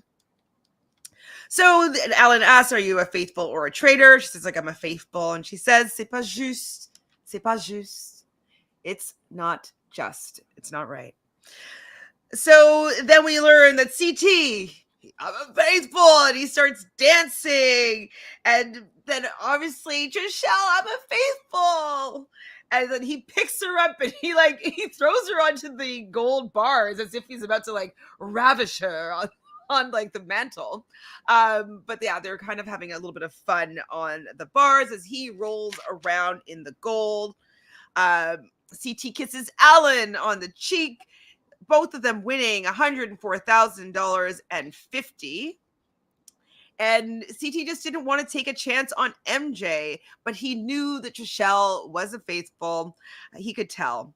And Trishelle could tell that CT was a faithful when she wrote his name down. And the way that he responded, she knew that he was a faithful. So that's why she decided to switch her vote back to where it was supposed to be. And they won the game, the two of them, the two challengers. The gamers win. Of course the gamers are going to win. I really didn't have any doubt that a gamer was going to win. Yeah, I mean, there was so many times where I think they even said in the reunion where I think Phaedra could have won. Oh yeah, Peter said it. Peter said that he would have taken the recruitment when it was banish or murder or recruit. We got that answer. Yeah, I'm glad. So he would have gotten in. She's like, "Dad, then throw me under the bus, and then you'd get the traitor, and then you could have probably sailed to the end of the game." You know, rewind the tapes. That's what we were saying, right? Like, yeah, absolutely. Wait, wasn't people coming for us saying that was the dumbest thing? Yes. So many people came for us in the comments when they're like, "That is the stupidest move." I'm like, then you have Peter in the game saying the exact same thing that we said. So just saying. I'm just saying we're not always right, but we're not always wrong. So anyway, that's just Peter's opinion as well. But I mean, like, someone in the game was agreeing with the same viewpoint. So it's a possibility. It wasn't as crazy as people were trying to make it seem. At all. Okay, so we get to the reunion. Andy introduces it. We do see Alan introduces it. So he does like a whole little like Alan moment. Do you think that it was better that Alan would have been the host for the reunion or Andy Cohen? No, Andy's good for that stuff. He gets down to it. He knows some of these people anyway. He's a reality fan. And he's kind of living for those, like, let's get to the, you know, these drama questions and the yeah, exactly. Okay, I'm like, how do I say this? I'm like, Dan was really excited to get to the reunion. And Andy, in my opinion, didn't even buy his excitement for being there and getting to be able to get to answer all these questions. Well, I thought I saw Andy on a podcast afterwards and after it filmed and said that like Dan was as white as a ghost or something. Like he was like shook by like what happened at the reunion. So I thought that was interesting. So if anyone's What curious was and it? you haven't seen that yet, What was he on? he might be in his own podcast. I don't know. I don't listen Oh. to it, but it was a clip that I saw online, and he was specifically said like he was talking about Dan, and it was after it filmed it after the reunion, and he was kind of describing some of that. So they watched the finale together, and that would have been fun to watch them all gasp and be there and like Yeah, see that all together. the last 20 minutes, Yeah, right? Yeah, the like last 20 minutes they watched together. That's what it was. I think that would have been pretty cool to like watch in that group together because it was surprising, and they would have been surprised also. So two gamers won, says Janelle, and I think she was happy that gamers won because she's a gamer. She loves. People were kind of coming for Janelle in the game because she was playing too hard, and then two gamers did win. So I think she felt like, yay for the gamers. Yeah. Andy thought that the end was kind of like a rom-com with like, CT and Trishelle talking about, no, I love you. I didn't do this to you. Like, it wasn't me. Like, it was pretty dramatic in a romantic sense, even though they're just friends. It was dramatic. Yeah. Definitely dramatic. MJ says that they're giving bamboozle grifter energy, that of CT and Trishelle. Do you agree? Listen, MJ, like when did they film this? Because like to be that bitter still, I was like, you know what, you lost. It's a game, like John said. Just like, have a little jab here or there, but she was like, she looked like she was gonna jump up and go for them. So I was just like, gosh, let it go, MJ. So Rhonda here says, I like CT and Trishelle until the end. They were grifters, like MJ said. They showed who they were when they voted off Sandra and MJ. How do you feel about that? I don't think CT and Trishelle were any different than they have been on the challenge, or who they've been their whole career. If you've watched them on before the challenge, and whatnot. So I mean, I'm a gamer, and I feel like you have something in play. Certain people are going to knock it, but listen, they didn't do anything that I didn't think they should have done. I was surprised and shocked, but in the moment, just because I just thought that they were all made an agreement to win together. But if CT and Trishelle made the agreement, like, no, it's just me and you, final two to the end, we're going to take out whoever is there to make it sure that it's just us. They were true to themselves, right? I mean, MJ needed to make that promise with them. Yeah, and like you said earlier, the game is called Traitors, and sometimes it's not necessarily a faithful. Can be like a traitor too, or a grifter, as you say, a con man, if you will. Someone who's taking someone else's money, maybe unjustly, if you think. But I think all is fair in like a competitive game like the Traitors. So. I mean, it sucks. And I get that, like, I would be really annoyed that I got screwed over by the two of them. But I would hope that I wouldn't have left two people that were closer than I was to both of them in this game, and just hope that they would include me in the prize money when they have the opportunity to get rid of whomever they wanted, because they have two and I'm only one number. So I think the biggest part of it, I would be upset, is that I allowed them to be in that position to be able to take me out. And that's just because she's not a gamer. And if they're lying to you, then you know what? I'd be like, you got me. And it's only when, like, for me, it would be like, there's lines, I think, but like, it would have to be my best friend from home coming on the show and promising me the world and then betraying me when I just completely had all my put all my trust in them. That would be crossing the line. But this is a game. These are people that, CT and Trishelle have relationships with each other, but I also think that they know ultimately when they sign up for these things, anything could happen, even though they would have liked to have won together, and they did. So, okay, so Monica here says, I think that MJ was mad because Peter Pals were all about loyalty and protecting faithfuls, and she wanted to join them all season, and they were like the traitors, who they were against. I get that, maybe. But it's also just to get you to the end, right? Like, did they talk about Endgame? Did they talk about like what was going to happen in that situation? No. Like, I wonder if Peter's pals were like, "Ooh, man, like I'm glad we didn't go to the end with Trishelle because like we might have been screwed by her." Who knows? Or maybe it was just the circumstances on how they got to the end together. Not sure, but I kind of would have seen it coming, I think, if I was in the game with them. Yeah, and But I'm a gamer. yeah, and here's the thing too. It's like I think that MJ was the odd person out. It's like people are. It's the same thing with people were talking about like with Trishelle with Peppermint in the beginning. It's Peppermint was talking about how Trishelle would. It's because Trishelle. She's not calling her anti this, that, and the other thing. She's just saying that there's such a difference in their lifestyle and who they are, and just like they come from different spots, and Trishelle doesn't have that experience, that she immediately outcasted her and said like, oh, you have to be the traitor because of a subconscious bias. And so I think this comes into play even with MJ. It's like she's not from, when you have two challengers there and you have someone who's on the outskirts of it, you're automatically the outlier. And there's got to be something within you, like some cells within you that are saying like, maybe we should just make it us. You know what I mean? So I'd be think, like, wait, hold on. Why are we splitting it with MJ when we could just split it between us? Right. And it's like, it doesn't matter if it's like, yeah, she's probably a faithful, but it's like on the slim chance that she's not, I'd rather lose to you screwing me over than MJ, who's not part of our knowing each other for however many years. So Thomas says MJ filmed the finale months ago, so she shouldn't have been so bitter. It's RA 2.0.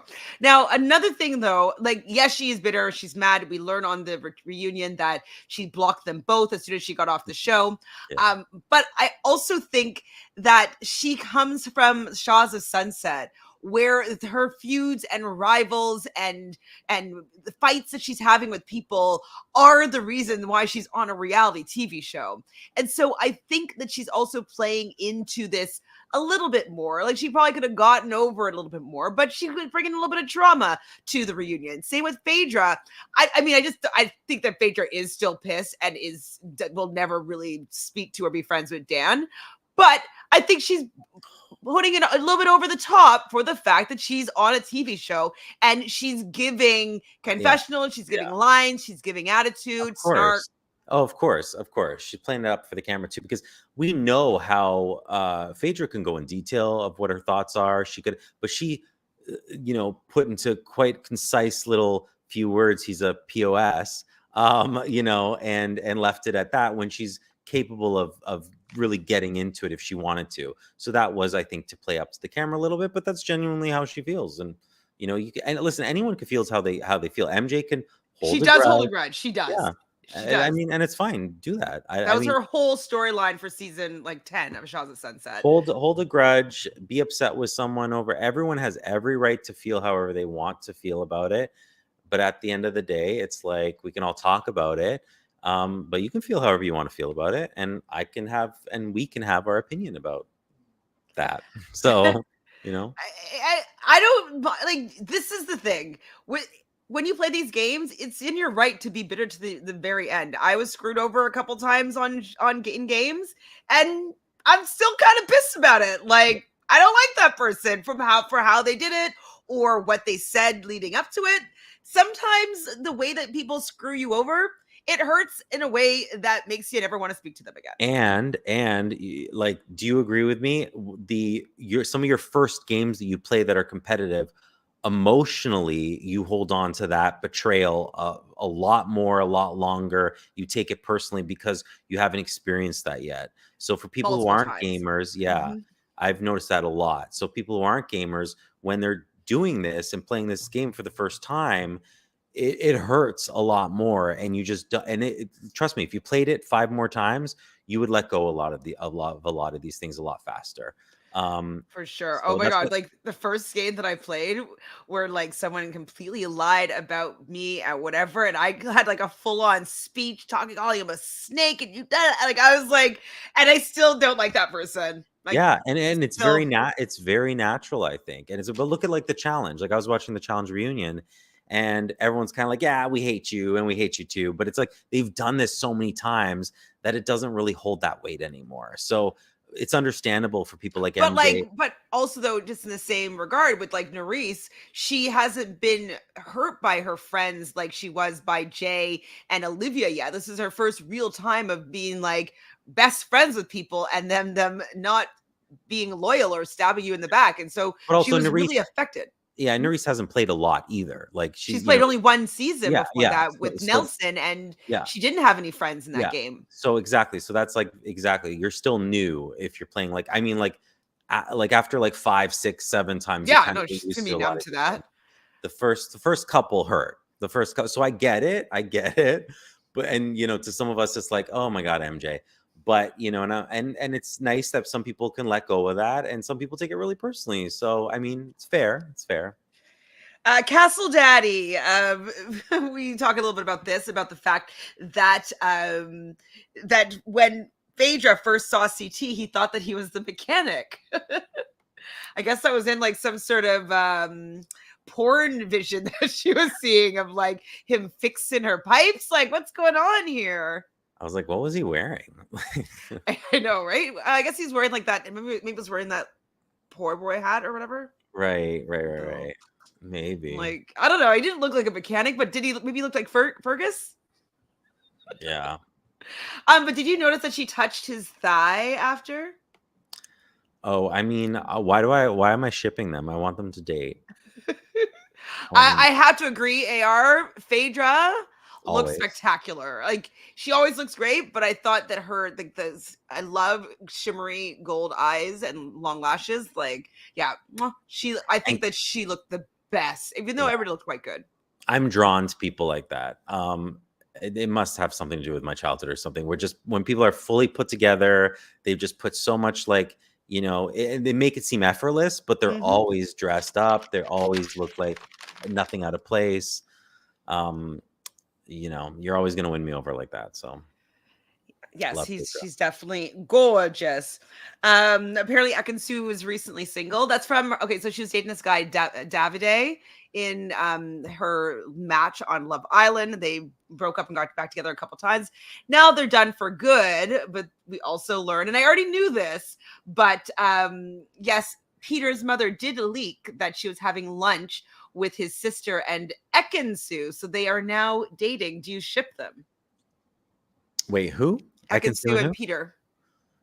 Yeah. I mean, I liked Ekansu on the show. Fine. Peter had his moments. I'm not the biggest fan or not fan of Peter. I'm a little indifferent, but I mean, he had a good role in the show. So like them, I'm like, whatever. But because I really like Phaedra and I really like CT, that's what I'm focused on. I can only be focused on shipping one relationship at a time. So, but I mean, sure, Ekansu, Peter, both great looking people. Go for it. Thomas says, to my point, I guess you never forget your first online gaming betrayal. 0%. It's still visceral. Oh, like yeah. It's painful on both ends. Like if you're the one who's betraying, that person, like, don't give them your address, and like vice versa. It's like, yeah. Digital. Sorry, the reunion. Yes, it came on right after. So if you're watching on Peacock, it came on right after. So go find it because it was good. Good. Yeah, it came on right after the show. Mary, I had to agree with you. Mary says it's been 9 years and I'm still bitter to Derek Levasseur for ruining Big Brother. He kind of did. Yes, it was a good game, but he kind of created that big alliance that just takes out everybody else. And, that's just what it is now. One big group and take out all the outliers and then start eating each other within. Boring. So I have to agree with that. Yeah. Amy says, I love it. And as a Bachelor Nation fan, I'm here for Barb being involved too. If you know, you know. Oh, I know Barb, Amy. Amy, are you for or against Maria as a Bachelorette, as a Bachelor Nation question? Oh my God, digital. I'm sorry. It's good. Go find it. AR says, okay, not to hate on fashion, but talking about fashion, what was with Trichelle's? Is this what Trishelle brought with her winnings? Yikes. See, I didn't love Trichelle's dress. They don't have that money yet. They don't have that. They take forever giving them the money. Well, they definitely have to wait till it airs. So maybe she received it like now.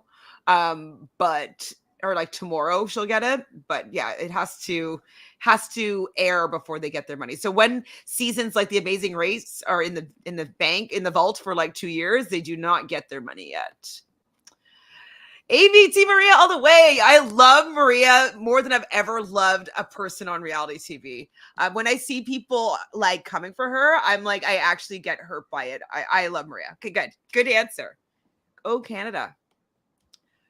Mary wants to know who we want for Traitors for next season. Do you have anybody top of mind? I haven't put a lot of thought into it. I was living in the moment, but what kind of shows do we want to pull from? I want more drag queens. I want more drag. I like, how come all these other shows get 9,000 people on the show and we get one drag queen from RuPaul's Drag Race? You need to give me. Well, I have to say that with the Housewives, there's so many different franchises within it, so I can understand that it's not like all of them from the same series. But agreed. Yeah, I want some more drag queens. I want continue with some Survivor, some Big Brother. I would stay away from Amazing Race, unless it's like a really messy, sloppy team, which we really haven't had for a while. I feel like, because Amazing Race is a different kind of competitiveness. I think that might not translate.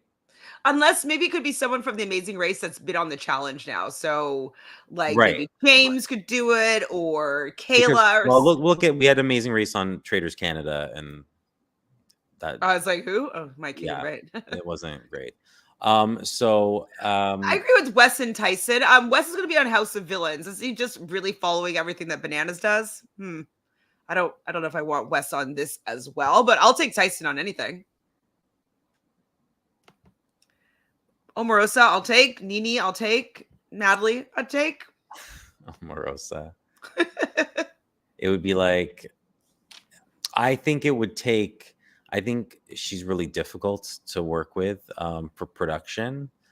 And I think it would take too much away from the game. So I would have to disagree with Omarosa. Love her for like the Villains, right? Which I watched her in. But even still, that was like a little, that's probably the better end of it. It's just too distracting with what she's playing into, because she's always played into it, even on The Apprentice. But it's like it's almost too much right now, so you kind of have to have her on the Villains. So Bananas does say, he was out first, and he kind of calls him out on this, and he feels as though he was banished because someone has an ego and lack of self-esteem. Sorry, I just watched Sharon Osbourne. That's all I have to say. Oh, are you watching Celebrity Big Brother? I'm not, but I saw a clip from it today, and I was like, she is not afraid to call anybody out for anything. And I'm like, get me a Sharon Osbourne at the banishment table. Yeah, but I think her rate is hefty. I think it's $500,000 for 4 days. As it should be. 4 days? Sure. Hey, her. I mean, I'd watch it. I'd definitely watch Sharon Osbourne at the banishment table. So how do you feel though about Bananas calling out Dan for being, having low self-esteem? That's why he got him out of the game. Yeah, I mean, I think we're all aware. Some of us don't want to admit it, but we're all aware of Dan's game. Not great. And we know we talked about it at length at the beginning when he was playing it. And yeah, I mean, it's not wrong. I agree. Sorry, guys. I know that Dan was doing a lot of just saying it's a game and apologizing, but there's still, to me, there's just something about it that's makes me feel. Go ahead. Sorry, he has a way of talking around things without answering certain things at the same time. And to me, it's that mixed in with a little bit of revisionist and stuff that he's had time to come up with. And I know you're all going to come for me in those comments, and that's fine. But it's, I agree with you. I agree with, what some of the other people are saying. But sorry, what were you saying? Well, I just feel as though, like you're saying, that he's had time to kind of make his responses curated. he's saying the right things right now, and it's fine if you believe him. It's fine if you want to believe him. It's also fine for me to I don't know, something about it just doesn't sit well with me. I just don't necessarily fully agree of his intentions that he's claiming right now. It doesn't make sense to me. It just doesn't. Amy here says Dan has even missed some of his fans, apparently. Right. And just when I'm not buying into it, I just don't like when someone's trying to feed me something that I don't buy into. I don't respond well to that. And so I'm not buying it. And then the constant, like, and it, I mean, I've watched a lot of it. I've watched a lot of the podcasts and the interviews about Dan and everything else, and I don't buy any of it. I don't buy any. It's what I would say if I was trying to cushion the blow, if I had time to think about it. It's not, there's no moments where he's like admitting he's wrong in certain areas, but not at the same time. It's just not like, I wanted more owner, like Janelle's like really blunt with her game. Like, I believe her when she's like, oh, I knew it was Dan and Parv. And like, I believe Janelle in those situations. It's just there's something that doesn't ring true to it. Just feels very kind of rehearsed with what Dan's saying. Monica here feels as though Dan is full of it, that he had months to plan the answers, and to her they were nonsense, and not complete nonsense, but I don't believe him. I don't buy it. If we were in court and this is he's standing up there, I'd be like, no, I don't believe it. I object, Your Honor. It's untruth. Like, Rachel feels that Dan needs to be on, and said he blew up his game because he was bitter. You said it, Rachel, not me, but I have to agree. Absolutely. Okay, so Mary says, look, I can still love Dan and his redemption beyond BB all winners. I personally, I was never the biggest fan of Dan. It could be just because of my age. When Dan was on his season, like, I was a Dr. Will fan, and he came on 10 years after Dr. Will. So I'm about like 4 years older than him. And I guess I wasn't just buying his whole game at the time. I did think he played a great game. I thought that he was a good winner, a worthy winner, but I wasn't as enamored by his gameplay as a lot of people were. Like, I thought he was good. He's definitely in the top, but I never placed him at number one, like many people do. And so I guess I was never misted by his gameplay, and it just could have been because I was older than him at the time. So I just didn't really buy his miss. He was missing people that were like 21. Like, he wasn't missing me. So me and Dan are the same age. But I also here's a statement. I'm not a big fan. Not that I'm not saying I hate these people, but on their seasons of Big Brother, I wasn't a fan of Dr. Will, and I was indifferent with Dan, really. But it's probably just because I was rooting for other people more so. But like, I don't hate either of those people either. But sorry, which two people? I was saying Dr. Will and Dan. I'm just like indifferent of. But it's just but like Dr. Will, I feel like plays into his role and like owns what he owns, and I just buy it. And just Dan, I'm not buying what Dan's selling me this time around. So. And I'm just like someone said, like, let's just own it. Just say you messed up, you played terrible. Hopefully next time, like. If he said that, like, I'd be like, okay, cool, man. Like, normal. I definitely would be like, I can believe in the hype, but it's just like he's trying to convince me that he was really masterful in his decisions that he made, and he was just going hard. It doesn't make any sense to me. You're going, I feel like if you were just going hard and you wanted to win the game, you would have seen that the route to getting further along in the game was through Parvati. And he said many times in this reunion that he thinks 5 steps ahead. Well, you can't think 5 steps ahead if you're not in the game. So he should have been thinking 5 steps ahead. That included him being part of the game. He believed that he was going to be able to get one over on and get people to take Phaedra out of the game. I think that it was a complete miscalculation. And I think that he's trying to make it seem like it was the right choice, but he just didn't execute it properly. And I just think it was a wrong choice. Dan says, I'm sad and depressed to learn that Dan and I are the same age as well. Why? Why are you depressed to hear that? I'm older than Dan. We're all 40, Thomas. We're all 40. I guess so. Okay, someone that's with me. Like, I guess like for me though, I love Dr. Will's game because I was about a little bit younger than Dr. Will. It was the first time I'd seen strategy. That's why I also fell in love with Boston Rob at the time on his first season. Like, I love seeing these guys that were like my age, that were kind of cute, that were playing these shows that I'm watching for the first time when I was like 21 or 22. And like, I just love them and love watching them play, and I love watching them create the games that we love. And so that's why I always love Dr. Will's game, is he was, in my opinion, one of the pioneers of Big Brother's strategy and like how to play this game.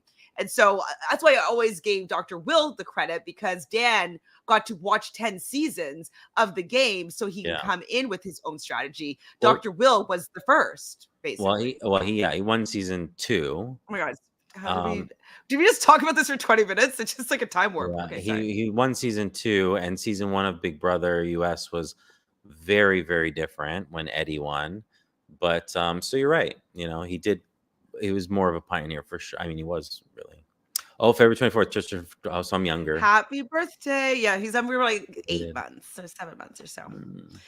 Thomas also thinks that Dan underestimated the cast, especially Peter Berge, CT, Trishelle, and Phaedra. Yes, 100%. And I wish that he would say that a little bit more as well, because he talks about how he's so calculated and that he was thinking 5 steps ahead. But if he's thinking 5 steps ahead, he would also be thinking of the optimum move from each person that he's playing with in the game. He'd be thinking like, well, that person, if he was playing the best, like for me to be thinking 5 steps ahead, have to be assuming every single possible step that any of these players could be taking. And so he couldn't have been taking, working 5 steps ahead. What are you laughing at? No, just that. And what you were saying, I'm like, it's so true. It's so right. True. I'm just reliving all the interviews in my head and everything I've seen. I'm like, oh. Well, Dan needed to break up CT and Bananas. So that's his new narrative as to why he got out Bananas.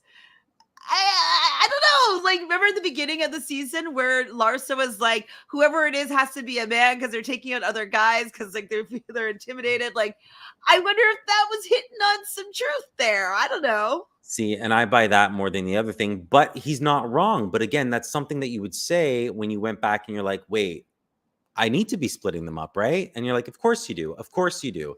But is that the reason? I don't know that it was. It didn't seem like the reason from the edit that we watched. Exactly. And yeah, and we watch edits, so we don't know. We don't know. We can only comment on what we see. Monica says, I love Dr. Will because he told the housewives every week that he hated them and will lie and backstab them. Then they nominated him every week and he still won. Yeah, he's great. The good news is I don't look it. Hopefully I don't look it either. But oh wait, Thomas, we need a picture reveal. Yeah, who's Thomas? Picture reveal. Yes, I love all this talk too. I'm worried about the comments, but like, to be honest, like I have to be real, right? Yeah, reality, realness. Yeah. I can't be reality liveness. Listen, we don't want to be Dan and just like polish this up. Like, I don't come on here to polish stuff up. Like I say listen, I'm not right half the time. I'm sure I'm wrong, but it's like opinions. It's based on what we see. We're just going to tell you what we think. I might disagree with you sometimes and vice versa. It just is what it is. I mean, we do, I think very similarly about a lot of these things. That's why we're friends, but that's a coincidence because neither of us are afraid of, saying what we feel. And even if that's the opposite of what we think of what the other person thinks. So, no, yeah. I mean, that's what I enjoy a good debate. I enjoy being proven wrong. Oh, I enjoy, I like debating and talking about things, having my own opinion and having it be challenged. I do enjoy that. I do. I just know that they're going to be coming for us for talking about Dan. Dan, our savior. Dan didn't want to do some bananas, and I think that might have been it. I wonder how he actually feels, though, about losing to CT. Yeah. Has CT ever been out early? But I know Bananas has, but has CT ever been out early I mean, it's before? usually for like punching somebody. Yeah, that's Back true. in the day. Yeah, he's been out early-ish before. I think so. Yeah. But it So might only actually be for violence. Thanks, Monica. We tend to be very unapologetic and honest. And that's why I like having conversations with you, Jonathan. It's like, I know that you're not going to pussyfoot around like how you really feel. yeah, Sometimes talking with people when you don't, what's your real opinion here? Like, I want a real opinion. So I know that you're going to give it to me. I'll give it to you how I see Give it it. to me. That's all I know how to do. Yeah. Amy says, I enjoy it too. Most of my friends don't watch these shows. I have one friend watching the Traitors because she likes the challenge. Well, you're our friend now, Amy. Yes, Amy.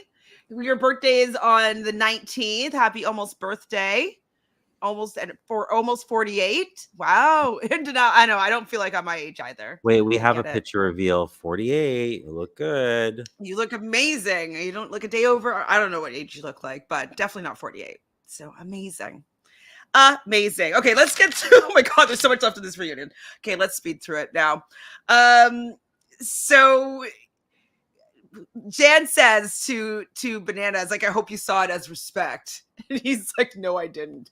I'm here for Bananas here because he's calling out the truth. He's also a truth teller. Whether you like Bananas or not, like, he's going to create TV. He's going to have the rivalry. He's going to be unapologetically himself. He doesn't think, he thinks that his ego got the best of him and he has low self-esteem and didn't want to compete against Bananas. That's what his truth is. And he's digging his heels in, and I'm here for it because I agree with Bananas. Absolutely. They all do Parvati's face, which everybody seems to have been doing. We've done it a few times. Actually, I feel like we were one of the first ones to, call it out. I was watching those other podcasts and no one was like making, because I wasn't making fun. I was just joining in. I was,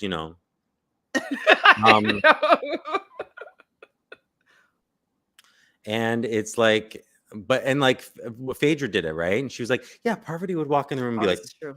And like Phaedra was doing, the face. It was great. I mean, I love the face. I love that Bananas and Ekansu were doing the face on his podcast. It was really funny. That was like obviously when Ekansu was eliminated, so quite a while ago. Rachel is reminding us of when he left the challenge when he was with Veronica. He was mad that season. I have such a bad memory. I won't remember that. I've seen it. I promise I've seen all of it. It's the one where Anissa and Corey were hooking up. It's like ringing a bell. Veronica, but like I can't remember that. It's in the 30s. It's a newer season. Yeah. Kate talks about the fact that she was so happy to be on the show this season because it was a vacation from her newborn baby or newish baby. Right. But didn't she say like 4 months? Did I mishear that? I think the baby's older than that. I was like, that's pretty young. That's what I thought I heard, but I was like, you were streaming it for me. So I was like, I can't go back. But I'm like, did I hear that correctly? I'm like, that's really young. Or maybe like for months, like 4 months, FOR 4 months. Maybe? Right. Maybe, I don't know. I thought you don't look 53 either, so you're in the same gang as we are. Same 40s club. is not old. Look, it's like look, it's not old. Look, we both, where's the wrinkles? Wait, let's take our glasses off. 40, moisturize. Well, no, sunscreen, little active there to clear those pores, and that's what I do. I'm actually not great with facial care. Jonathan is excellent at face care. Yes. I'm not. I just get Ipsy and BoxyCharm, and I use whatever products they give me usually. I reapplied my sunscreen even though it's nighttime. So there you go. If that says anything about my skincare, if anyone has any questions, hit me up because I know lots. Thomas is like, of course not. Jonathan, Chantel, Dan, Janelle, Sandra, Trishelle, CT, and Parvati don't look their ages either. I really like gamers. That's why I included them. Yeah, I love gamers. That is true. They all look quite, yeah. Sandra with those braces. I mean, you're 16 again. Like teenage Sandra. Yeah. It does feel like we went back in time and cast the like back in time version of Sandra. Like, you know, like when you see in those movies where like they like adults are playing themselves in high school or something like Yeah. that. Like it Like, would be yeah. funny if everybody was playing the season as like their 16-year-old self. Oh my gosh, it's so true. Never thought So of that. Peppermint does talk a little bit about coming into this game with some biases, and she does share how she was a little bit heartbroken that she wasn't able to stay longer to kind of share who she is and Mhm. allow people who look like her or come from the same world as she is from to see her on TV and know that it's possible to achieve. And so I totally understand how it was heartbreaking and disappointing for her to leave the game so early. And as you were saying, you think that it was a little bit pointed towards Trishelle. So do you want to just maybe make us understand what you felt by that? Because I know some people Yeah. don't think that So, Trishelle was coming at it right. And I with think biases, but I think it's very natural. I mean, it is. I'm not even going to say I think. It's very natural for people to be more comfortable with what they're familiar with. And if you haven't been exposed to maybe a black transgender drag queen, you might naturally, unbeknownst to you, perhaps, feel like there's something, a distance there, like you're not connecting as much. And that might be all it takes for you to be like, whatever. Listen, Peppermint did in the kitchen, remember, have that conversation where she kind of indicated that she was possibly a traitor, like misspoke or whatever. And so that's on her fully. But I get what Peppermint's saying. I agree with it. I've seen it. I'm in casting. This is something that we talk about all the time. And I see it all the time. I see it in producers, directors, even when there's implementations to make sure that this is not happening, it still happens. It's very natural, but people need to be aware of it as much as possible. So I'm glad she spoke up on it. I thought she said it really well, not accusatory towards anyone individually. I mean, obviously it was a shout out to what happened and Trishelle was involved in that, but it's people get so like, oh no, they're not. And it's not as simple as that. We're not saying that Trishelle was like, it comes out of this place of, unfamiliarity. I'm not the one to speak on it, but I do have training on this as well and whatnot, through what I do. But yeah, and I wish that, people, were more self-aware of that kind of stuff and Well, realize, oh, that might have come into play. it's as easy as, even for me walking down the street, there has been times where people have heard the car door lock because they're scared of me walking down the street. Yes. And so I've not done anything to these people. I don't think that I come across as intimidating or someone to be scared of. I've never been in a fight in my life. Yeah. I would never be violent. You know what I mean? But Oh, and whatever unconscious bias they have towards someone that looks like me, they felt as the need to maybe just close the lock so that they're protecting themselves. Go ahead. Sorry. yeah, I would. Did I freeze? Oh, I would agree. The same thing. It's getting that to that time where it's late, where my internet likes to reset itself. But I agree. It's like, I would be hypocritical if I saw a bunch of Portuguese, a group of Portuguese people next to my car, I'd be okay with it because I grew up with that. Or a bunch of Welsh people next to my car, I wouldn't think twice. But maybe any other group, I might be like, lock, do up the windows. I'm not saying any what specific group, but I'm just saying you are familiar with what you're familiar with. And it's very natural, but it's about being honest and open with that and recognizing that. And then that helps you be aware of it, maybe not make those decisions based on that if you're aware of it, Absolutely. And not to say that she was intentionally doing this. And I still don't know 100% if this is why Trishelle acted in this way. But sometimes because of these unconscious or subconscious biases, that you are easily to read things in a certain way because of all the other factors that they have going for them. So if you're unfamiliar or someone makes you feel a little bit slightly uncomfortable, or you're just, you're not sure of the vibe that you have between them, and then they do something, you kind of have it's like, oh, okay, well then that must mean that she's a traitor, because like I feel uncomfortable around her. And Yes. like it just could be it helps for you to build a case Yeah. as to why that particular action Yeah. was something to be And when you are that other person, the odd man out or the odd woman out, the odd person out, and that happens to you all the time, I'm sure you notice it a lot quicker. And I can't imagine what that would be like, So I want to bring awareness to it. And I've talked about it, not because, I'm like obsessed with peppermint or anything, but because I think it's so important to realize. And if people don't speak about it and just skip over it, listen, it's real, whether you like it or not, and it happens. And I will say, speaking about peppermint specifically, I was like, okay, peppermint, you're looking snatched. Like, I was like, the jawline. I'm like, I feel like she's, like has like really fit, like really lost some weight. And not that she was big, but I mean, like, So I was Amy like, says, you've opened up my eyes. I guess I just want to see the best in people. I don't want to think that they would have voted out somebody because of something like that. And it's nobody wants to, or no, but it just sometimes gets easier to jump on certain trends or group think, or for instance, remember when we were covering that season of that org, and it was that week where we came in veils because only two black people on the season were voted out in a double eviction.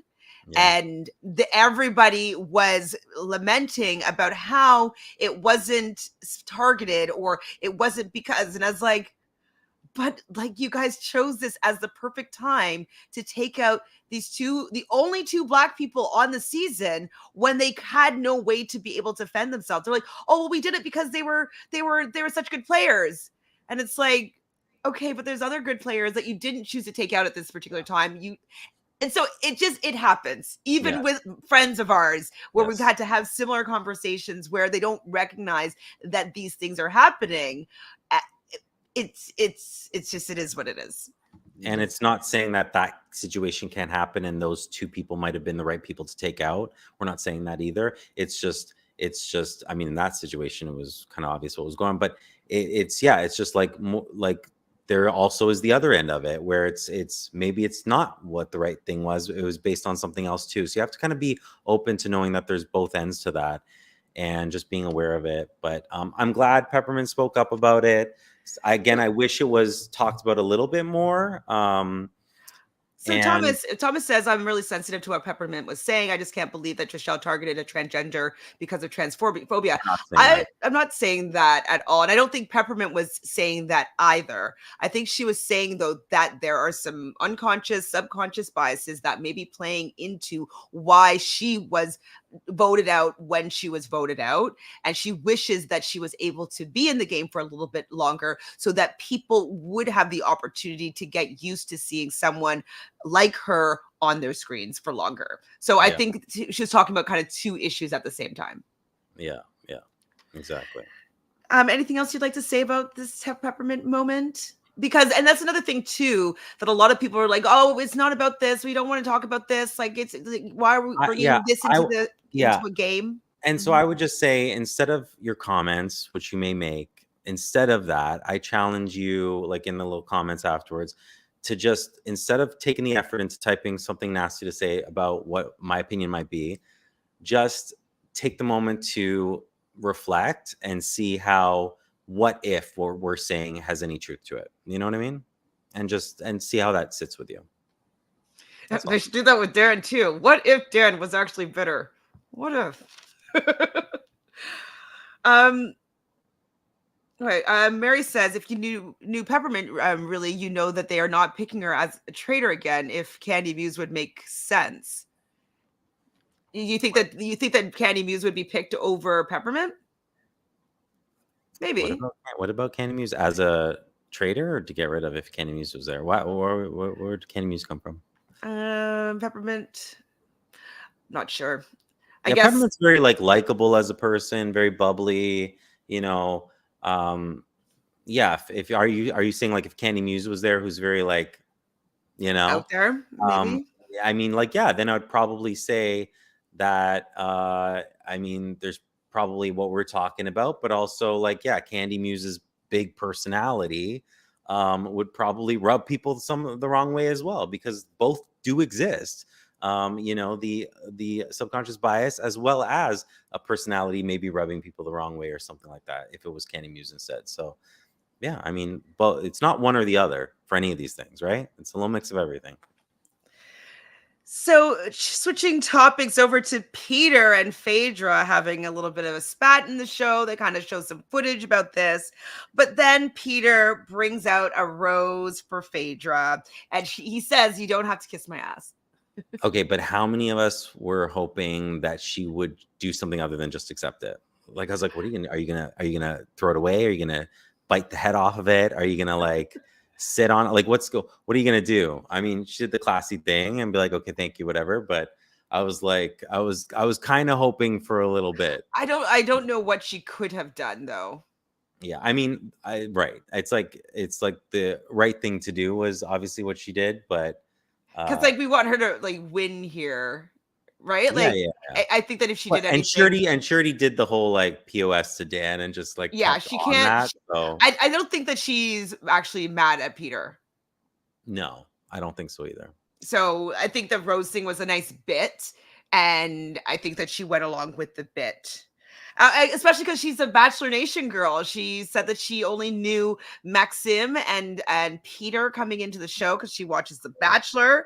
I think she'd be like, like, you better have bought this yourself, or like something, just even the comments. But oh, okay, Thomas, don't worry.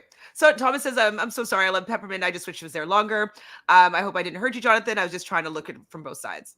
No, you couldn't hurt me. Don't worry. No one can. No one can. No one can. No one can. No, this is conversation. Exactly. These conversations is what I enjoy about talking about reality TV. Like, yes, I love competition, but I love social dynamics. I love looking at through my lens, and then actually being able to see how people interact in these games. And I find these conversations for me enlightening, and hopefully also enlightening for other people. And so as much as people poo-poo on reality TV and think it's just fluff and it actually doesn't have there's no realness to it, I actually beg to disagree, because I do think that there's so many social dynamics and elements that we can learn from by dissecting and discussing these shows. So these conversations are always welcome, and we love people looking from both sides, because everybody gets to learn a little bit more. Yeah. So no worries, Thomas. We love you. And we learn too. We learn too. I think Andy says, so how does it feel to take shots from Phaedra? And Peter says, an honor. And I don't know who said, how does it feel, Dan? It might have been Johnny Bananas. It was somebody from the other side. And Dan tips his hat to Phaedra, and Phaedra says she doesn't care. I mean, I'm sure that Phaedra can get over it, in the sense that like she won't care soon, and she's making a little bit of good TV, just holding a little bit of a grudge. But I do think that it's annoying her that he's not actually admitting to what he really did, and I think she has a sense of what was really going on. And she does bring up about the fact that she said, sorry, Dan, that I was way better than you. Facts. And that she watched back the season and saw that him and Parvati were always going to throw her to the wolves whenever they wanted. And so that's why she's irritated, because he keeps on saying like, oh, it's a big game plan and I have to get you at the end and this and that. From what she watched, you were always willing to throw her out, and whenever you felt like it. And she didn't like that. Yeah, I mean, well, you saw that. You saw the dynamics of Dan and Phaedra together, right? You saw those dynamics, and then as soon as Parv was on there as well and recruited, it was like, okay, now I have the person that I want to work with. And so Phaedra was always a third, even when there was just two of them. Mm-hmm. Always. Marcus and Larsa came in as a couple. Marcus tips his hat to Dan for getting him out, I guess. But like, it's because Marcus caught on his terrible gameplay pretty quickly. They talk about Marcus and Larsa unfollowing, and then refollowing each other. Apparently hit a speed bump in the relationship, but they are onwards and upwards to having a great relationship. Do you think these two will get married? Ooh, I guess the better question is, do I think they'll get divorced? Yeah, I mean, I don't know that it's a great, like I said earlier. I mean, I don't know. I don't know anything about their relationship. I barely know them, so who am I to say anything? But I just don't think it's a good sign. You know what? 50% of relationships or marriages end in divorce is all I'll say. So So I if they think, get married, they're going to get divorced, is what you're saying. you know, I just don't think it's a good sign having that like very public little like Unfollow, uh, follow. it just seems so kind of, like little teenish, little high schoolish, little, that kind of thing. I don't ship the whole I'm getting mad at you, I'm gonna unfollow you immediately. I understand if people need to unfollow people because they're like I I can't don't see want to their see. face. It Mhm. like it boils my blood, or it triggers me in some. I totally get that. I'm not saying that's what the unfollow is there for, but I'm just saying like this seemed a little bit more, Like a power play, it was just to just like get their attention. it was just, and it happened very publicly when they're on a show. And was it set up? I don't know. I literally don't know anything People are about it. saying that. Yeah. Um, It but was a publicity stunt, and listen, apparently. I'm very aware of some publicity stunts. What am I comfortable saying? I will say that I'm Mhm. aware that there is a pop star, probably one of the biggest, if not the biggest, who was dating, because I saw behind the scenes of this, was dating someone who, oh, this is like a blind item, guys, was dating someone who was not their age, older, and like you would never put them together, and you're like, where is this came from? He may or may not have been wearing a t-shirt with something on it. Um, and I promise you, I've met him in person, and I'm telling you that they were never going out or dating. And Oh. so I've seen that side of it. And so this is like easy to set up, like between a couple. They don't even need a whole team of people getting people together. I've seen very big, elaborate things. Monica says no one cared about them talking about their relationship. They did it for publicity. He being married to his dad's friend is weird. Yeah, yeah, yeah. It is a little strange. Um, Monica says if Phaedra had done anything to Peter, social media would have had a fit. Dan was also not giving her credit in different podcasts. Exactly. He's giving him. Anyways, we've talked about it enough. So Tamra was pissed that it was Phaedra, one of her fellow housewives. But Phaedra says that the reason why she got rid of Tamra was that she was telling people how smart Phaedra was. And so she's just like, oh, shut up. Stop blowing my cover here. So that made sense to me. I think it was part of the reason. I think it was also like, it helps kind of throw it off, Yeah, like that the it's track even likely not a further. housewife because they wouldn't Yeah. get rid of a Yeah. housewife. Peter Pal has a new T-shirt, and Peter says that Phaedra's going to get a cut for. I want a Peter's Pals T-shirt. Peter's Pals. Peter said that he would have accepted the ultimatum, and we already talked about this a little bit about the fact that it would have been easy for Phaedra to likely win the game if she had done that. How do you think Peter's imitation of Alan was? His impersonation. Yeah, I mean, I love the impersonations when people do other people on these shows. I live for it. I feel like everyone should do it. Like we started with the Parv face earlier on.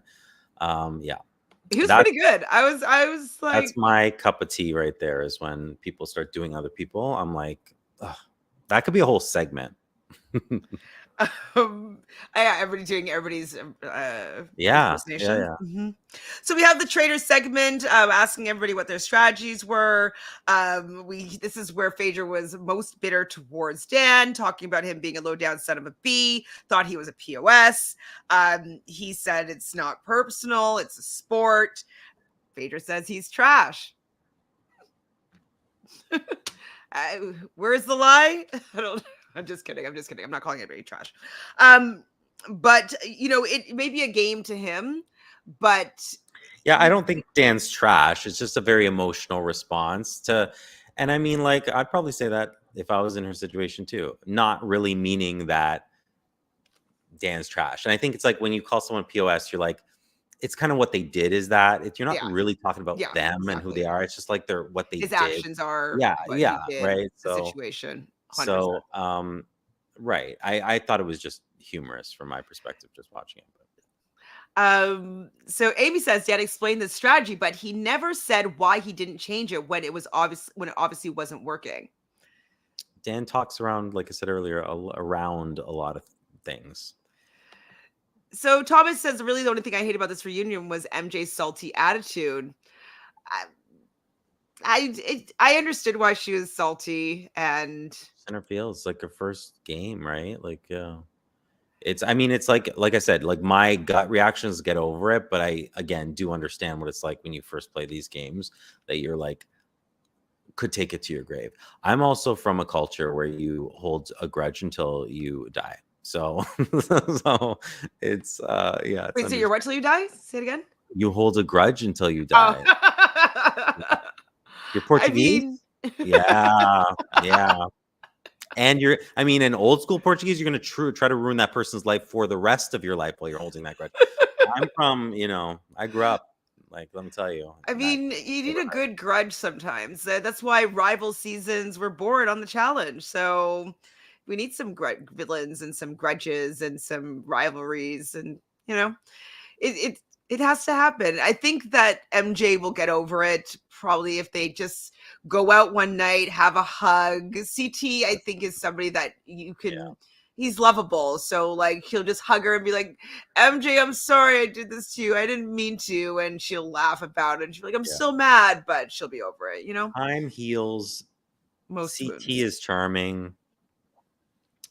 Yeah. Both Pervity and Phaedra. What am I talking about? Andy calls. I mean, that's a great question. Oh, okay. I don't know what I was talking about here, but when Dan said that's a great question, that was something that you just brought up when we're talking about the traitors and being when Kate said me is buying time. He said that's a great question. That's another buying time response. Look, where the more you see it, you know what I mean? You'll see it popping up all over the place. And it's always indicative of an untruth, let's call it. Buying time response. Yeah, I'm telling you, it's like I've studied these things in school. I studied these things. So it's always, if someone does anything like that, they're not telling you the full truth. If someone asks me something and I'm telling the truth, I answer right away like a normal person, without the fluff. Dan says, GP313 says, yeah, I was lacking accountability for possibly ruining the game. He also could have shared the money. I was confused why he was focused on Phaedra. Yeah. If him and Phaedra and Parvati all got to the end, he could actually still have voted out Phaedra at the end with Parvati if they all got there. Right? Yeah. Oh, poor Digital here. My eyes are bleeding by watching all the Reddit threads, but I finally found a link for the reunion. Wait for me. Hopefully we won't wait for you. Love you, but this has been long. I work in like 8 hours. You're working tomorrow? Oh shit. Yeah. I do work tomorrow, but at 1. Amy says, I hear people say that a lot. I've never thought about that, but I think you're right. Oh, about buying time for a response? Mm-hmm.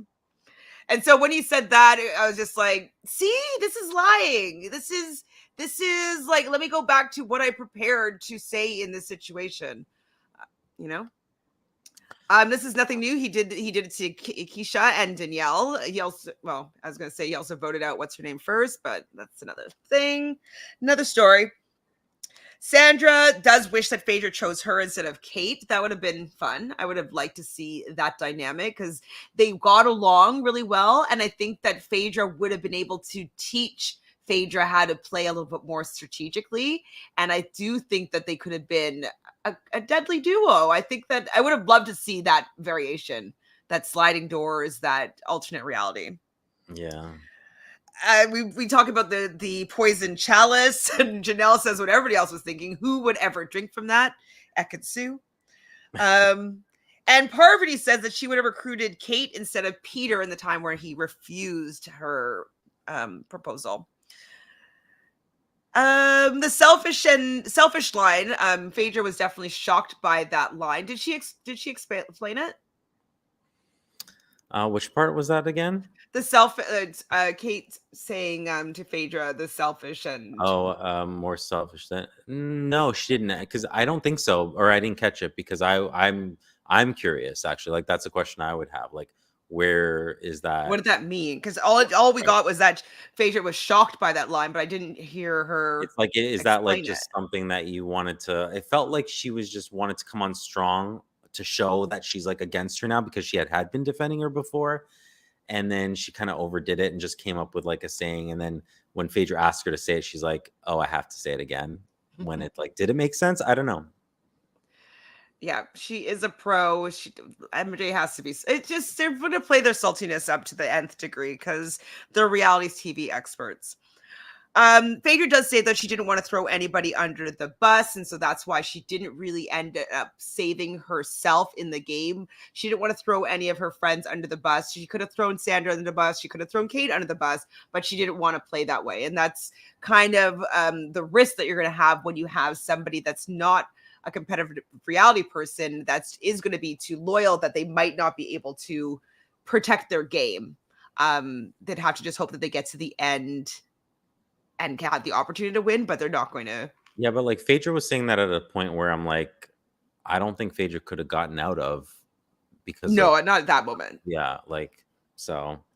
I think though she could have maybe saved herself. It would have been to go for Sandra. Well, the recruitment is where Phaedra went wrong, as far as I'm concerned. Well, even though she had Kate, though, like Kate was supporting her. Maybe Kate was trying to push it on. She's like, well, we know that Phaedra is a traitor. So let's keep Phaedra and let's get out Sandra, because we don't know if it's Sandra or not. Let's just go roll the dice with Sandra. And so if Phaedra had maybe gone that route, then they might have gotten out Sandra and they would have had some time to regroup. But she wasn't willing to throw anybody under the bus. I definitely love the Phaedra segment, seeing all of her one-liners and all of her looks and confessional looks. Like, she was definitely the star of the season, I have to say. They showed the final four. MJ is still bitter. Trishelle does feel as though she was the best gamer. No, somebody else said this, and Trishelle does feel that she deserves this win. And I do think that, even though I didn't like her the first episode with how things went down with her in Peppermint, I do feel that she played a really strong, faithful game. She was good in the challenges. She was loyal as she could be. I was really mad at her when she nearly got CT voted out of the game. I was like, oh my God, is she really going to do that? Like, I was worried, but she didn't in the end. She had a little wavering moment.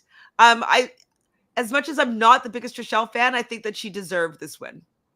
Well, and the wild thing too is if MJ just happenstance, because she was humming and hawing, if she just said CT the first time, it would have been an MJ and Trishelle win. Monica says John's speeches lasted over an hour at the banishment tables. That's because he's used to filibusters. Luckily, we just saw the edited lines. Thank goodness.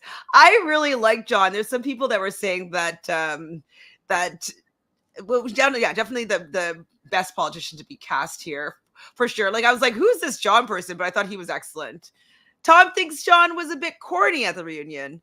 How do you feel? He really gave it to MJ over being bitter. How do you feel about John at the reunion? It's a game. It's a game. I mean, that's all I remember. Game. I mean, and it's true. He's just like very pragmatic and just like, I mean, I don't know him personally, of course. I can only speak on what I've seen.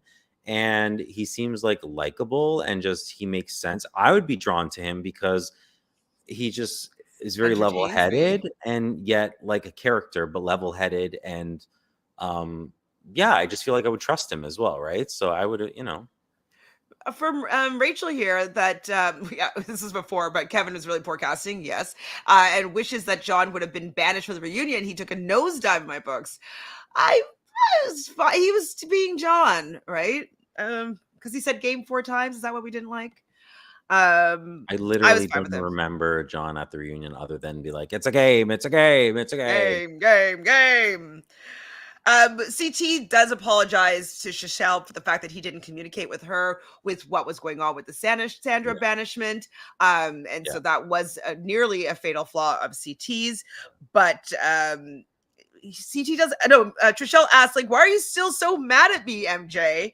They But talk that about. comes in, that comes, sorry to interrupt, but that comes into play with when I was saying earlier, like, do they get to speak to each other? Like I was like, was it them speaking and then they have to like go in immediately?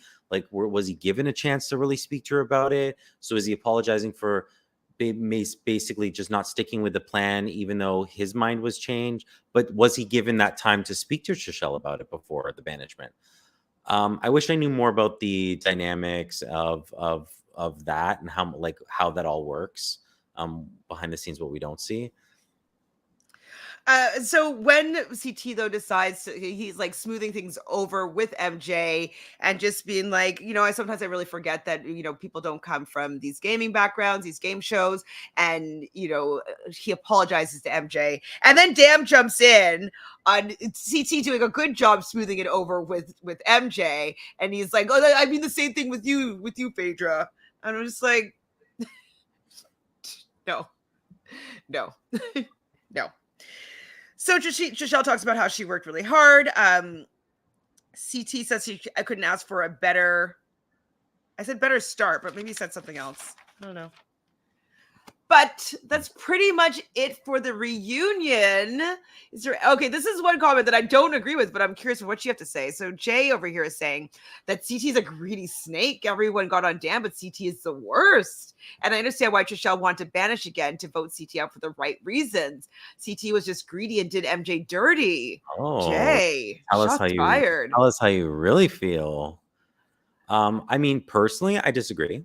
I think we've been talking a lot about gamers and players, and I think I would have played very similarly to CT. I don't see anything that he did as, I don't know what was being greedy, like wanting to win the game and like supporting a friend of yours to win it with you. I don't see that as being greedy or a snake. And however you want to get that win, I think is fine. You don't know these other people. You don't owe them It's anything. kind of like if you're playing Monopoly and you got somebody landing on your property. I'm sorry, pay me the rent, bitch. Like, it's like I want people to go bankrupt, and so only one winner, in this case, two winners. Because Monopoly is a game. This is a game. Game. Just because you're the piece on the board doesn't mean that it's not a game. You all sign up for it. So yeah. It sucks. It sucks for MJ. Yeah. I can understand that, but there was multiple times where she could have put herself in a better position, starting with like if she had voted CT instead of Trishelle in the first place, CT would have been gone. I can't fault them for it because, like, at the end of the day, wouldn't it be nice, a little tied up in a little bow, if they're like they believe Sandra, or they're like, we know that MJ is a faithful. Let's just share the money. But listen, everyone's got bills, and we all watched The Trust, and we thought the ending was boring. Yeah. Okay. There you go. Exactly. There you go. The ending was so boring. Makes good TV. It's like The Trust, the game of greed, and like they weren't greedy at the end. Like, oh well, that sucks. You're supposed to not being able to trust somebody in the game of greed. And same with it's called the Traitors, so the faithful should be traitorous in the end, or you want to see if they're going to be traitorous in the end or not. All right? Yeah, it's like the mole. Some of the non-moles play as a mole. You know what I mean? And you sabotage as well. It's part of the game. It's part of the game. Amy says that Annie did a cute little dance when they won. I think he's just adorable. I don't remember the little dance. Yeah, Berkey's cute. See, the Trust ended horribly. It was so bad. Yeah, it was okay to watch in like a binge, but the ending, sucked. Well, not sucked, but it fell flat. Right. Yeah. So we can deal with a little greed. Remember that there was a game show called Greed, hosted by maybe Chuck Woolery. Okay. I've never watched Greed, the game show. I can't remember the dynamics of it, but we like a little greed in games. Well, it's because it's the only time you're allowed to be that way, right? Like in your Yeah, regular life, you can't be greedy. You can't and take people yeah, like and that. and people are like, I don't buy into because I'm like that. Whereas like I don't buy into I would never act how I act in a game in In real real life. life. And No. like anyone who knows me knows that. So it's you can be two separate things. And so it can exist. So I don't ever think it's a representative of who the person is necessarily. Not necessarily. Sometimes it Sometimes, is. sometimes it is. Sometimes you're like she said, a POS, and then sometimes you're not. You were right with Chuck Woolery. I don't remember how this game Oh, goes though. remember? Yeah, I don't remember either. But listen. I'm sure I watched every episode.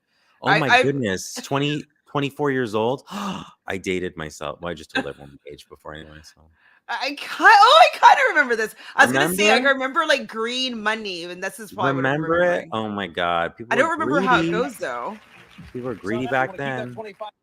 I don't remember how the game I'm goes. sure they had to knock each other out or something. 2000 so dated. Oh my gosh.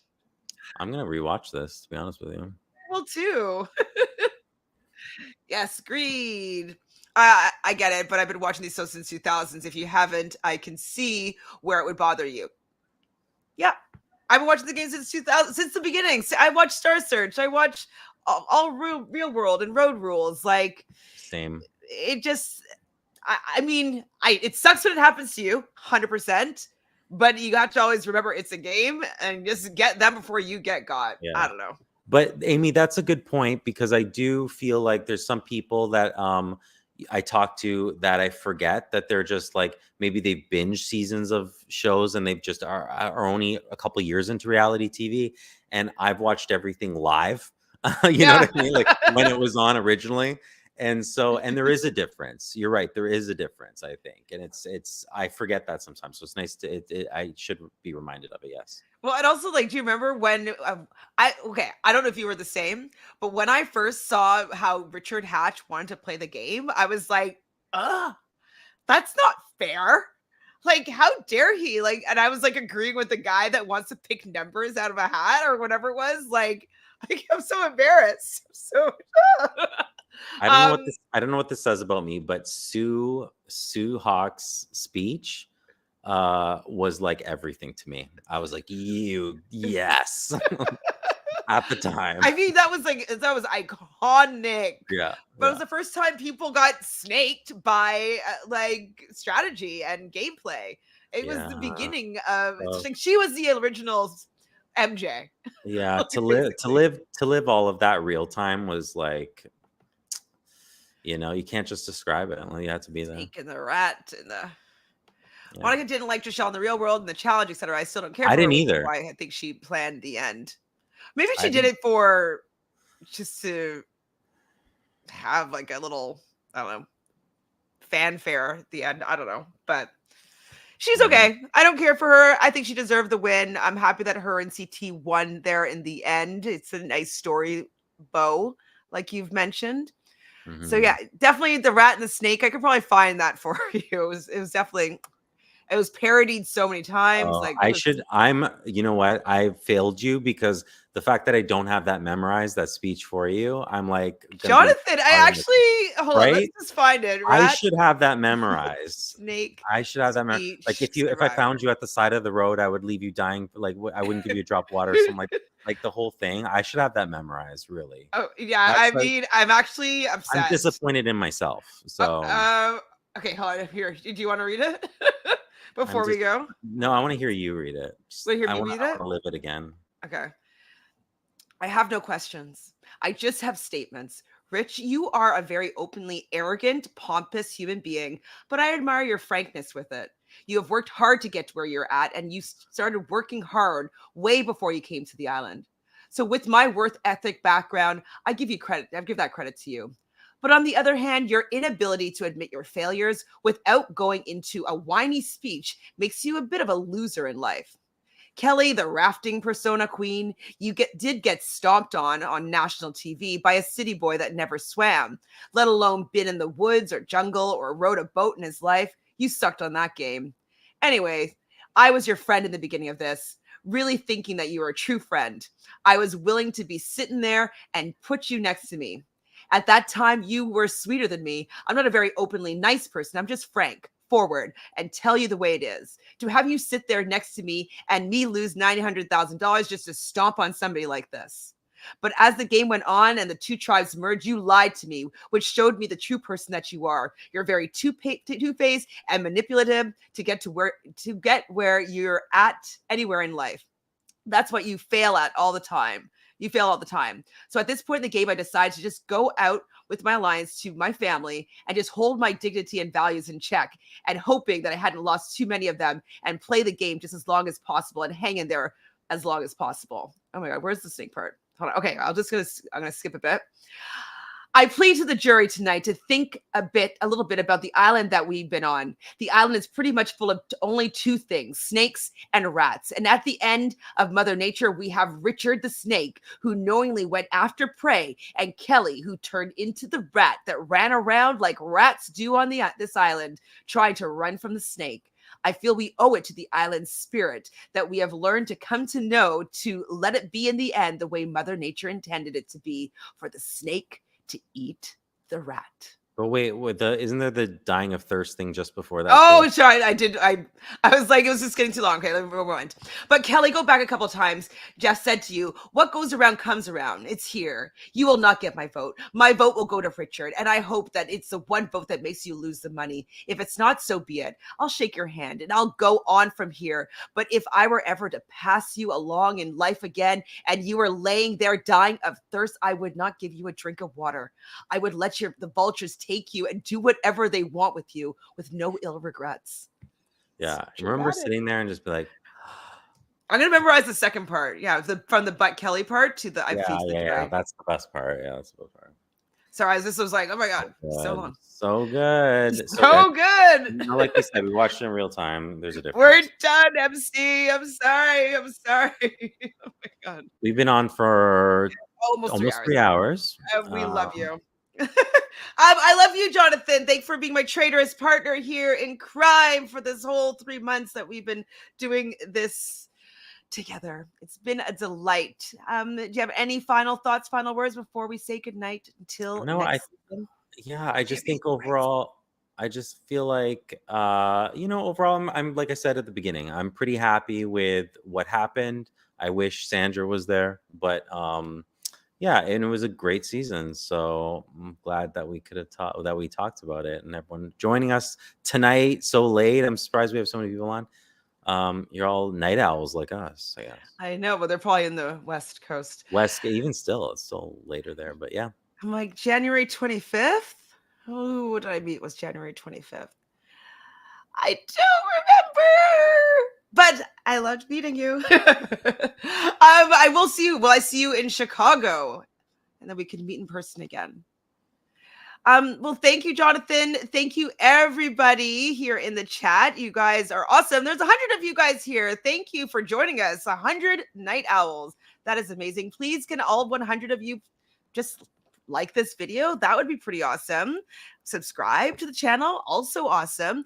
And how do you feel about CT and Trishelle, two gamers from the challenge, winning the season? How do you feel about what they did to MJ? Do you think it was in the construct of the game? Do you think that they were snakes? Who's the rat? Give us all your thoughts about this reunion and this finale and this season on a whole. Thank you so much. And we'll see you next season and maybe next week for The Amazing Race.